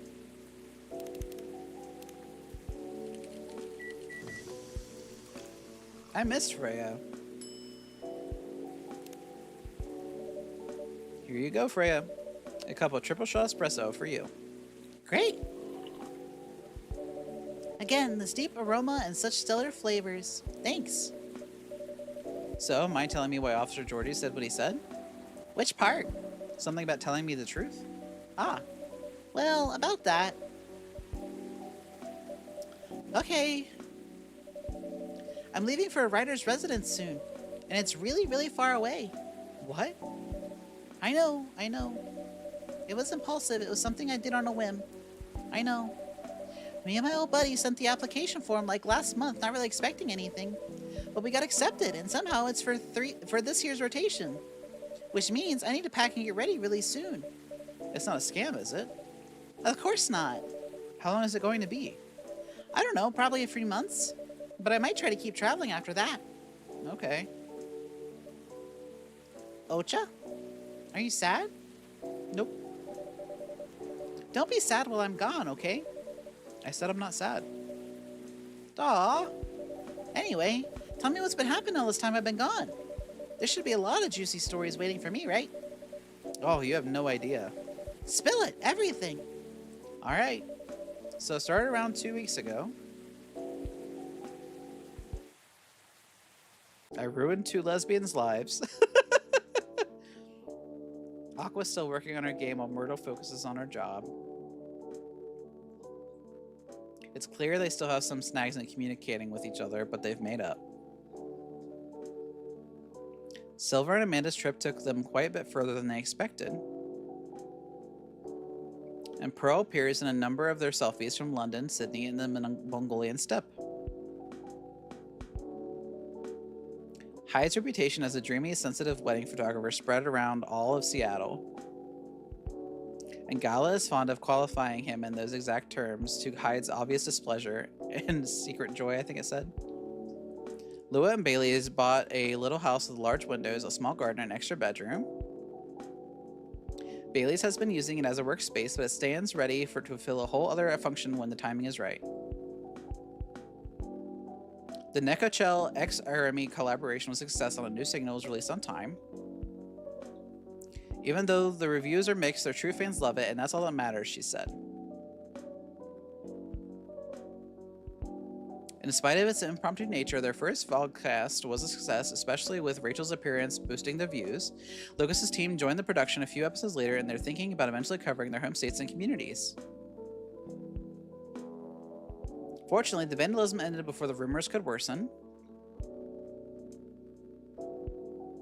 Sometimes a lone officer can be seen placing flowers where the dead tree once stood. Oh, that was so good! Oh, somebody died.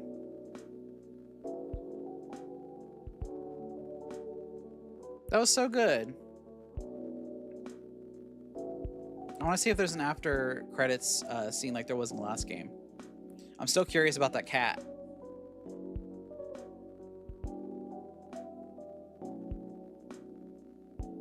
It can't just be a random cat, right?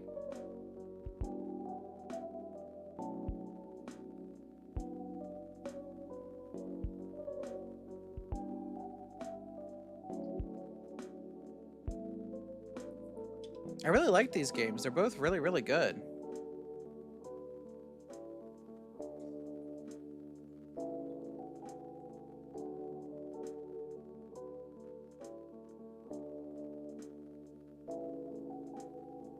They're very cozy, you're right.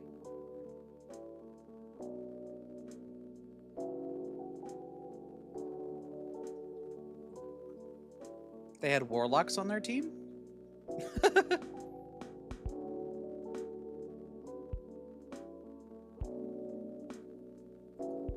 Oh, I can skip. Okay. Here we go. Kitty cat. Oh no, it's Riona. Miss Riona, hello again. Hello. I dropped something here a long time ago, so I'm here to get it. Oh, what item was it? It's fine, I've got it. It was right under the seat. Really? Huh. I always make sure to check everything before closing, too. There are times when we simply miss things. Particularly if it's a task that we have performed numerous times. That's true. I guess it's a sign for me to double check everything. It may or it may not be. I have a feeling you will find something of interest either way. There's even the possibility of gaining a complete understanding of everything. Or everyone. Pardon? I didn't quite catch that. Have a good evening, Ocha. Oh, okay. Have a safe trip, Miss Riona. Huh. So that was just basically telling me to replay the game. Oh, well, looks like no one else will be coming tonight. Might as well go check on... What was that? That sounded like it came from inside the drawer. What the? The missing items, they're here. But they vanished a while ago. Now what is really going on?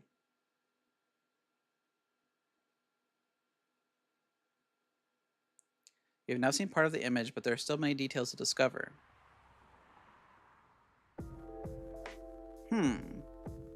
So we don't get to learn about the cat at all. Let's look at the achievements and see.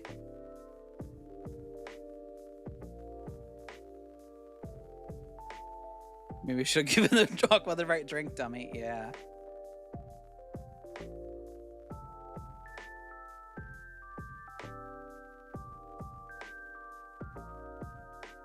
There's achievements for failing on drinks too.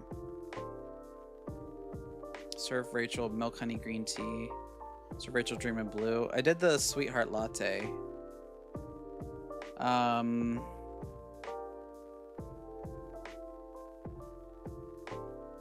Cold shoulders. Aqua Myrtle didn't get to make up. Yeah. Unlock Arami Nekacho's whole album. How do I do that? Play the story mode with the least amount of points possible. Ensure everyone gets the right drink. Unlock the conversation with Detective McQueen. Complete Silver and Amanda's normal story arc. Complete Silver and Amanda's good story arc version 2. Complete Silver and Amanda's good story arc version 1.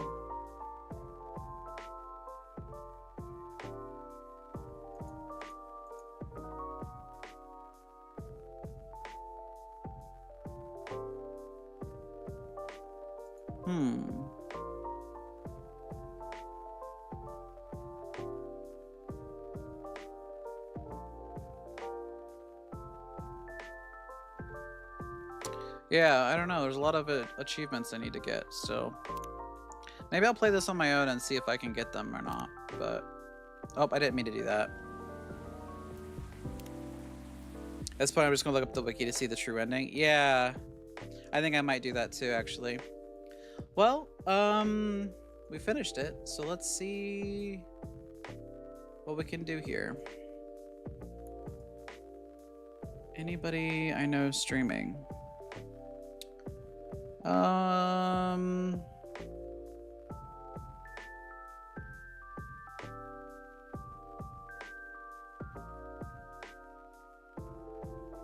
Well, not really.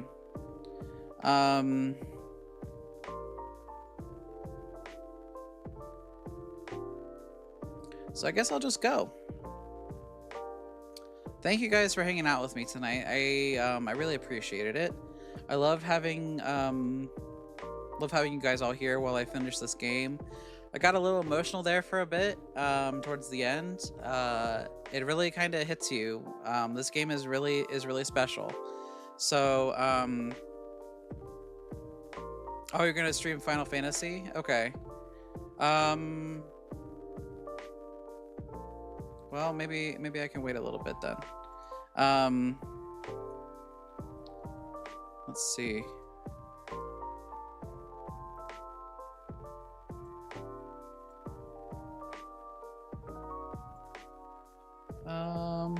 Well.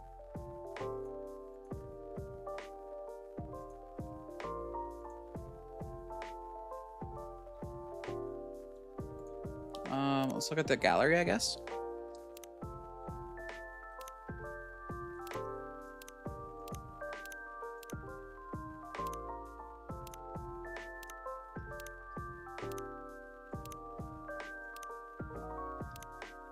Oh, that's in front of our building, I think. It says Coffee Talk in the background. What's that face? Oh, it has the art. The guy's name is Hendry. It has the artist at the bottom. I'm probably blocking it, actually.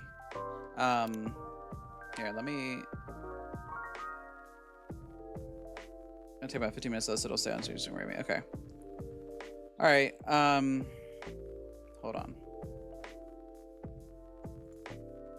So we can show the artists. Okay. So yeah, it says art by Hendry Rosalie. So they must have named the characters after some of the artists.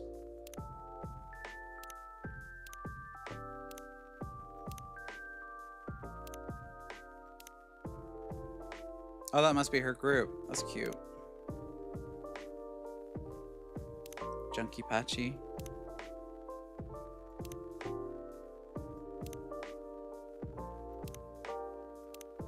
It's funny, for having so many different artists on hand, they the art all kind of goes together. Like, it all looks really good together, you know?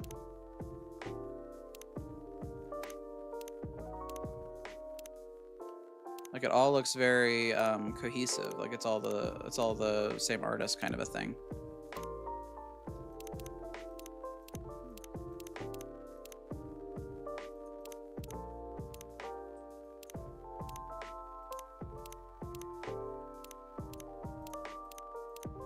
Still a lot to discover, I guess.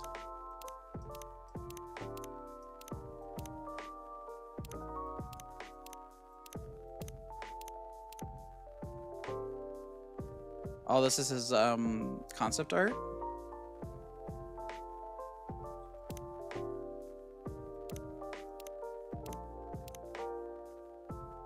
Rhea.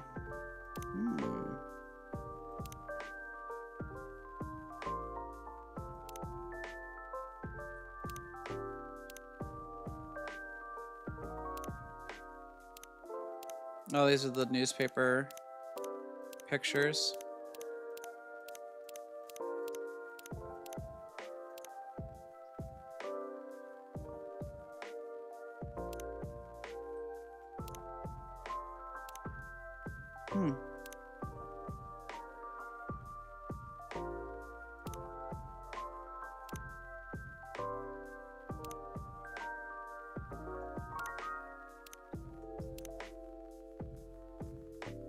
How to make the Milky Way. Wow. Okay. Yeah, this is a great game. I really enjoyed it. I'm so glad. I am gonna go now though. If you're still here, go watch Aspen's stream in about 15 minutes when she starts, okay? I will see you guys probably not tomorrow, but on Monday. I'll most likely be back. I haven't posted my schedule yet, but I'll post that on Blue Sky, so make sure that you watch for that. Yeah. Again, thank you guys so much for watching today. I really had a great time. This game is great, and I can't wait to see you guys again on Monday, okay? Thank you. Bye. Bye, bye, bye, bye, bye, bye, bye, bye, bye, bye, bye.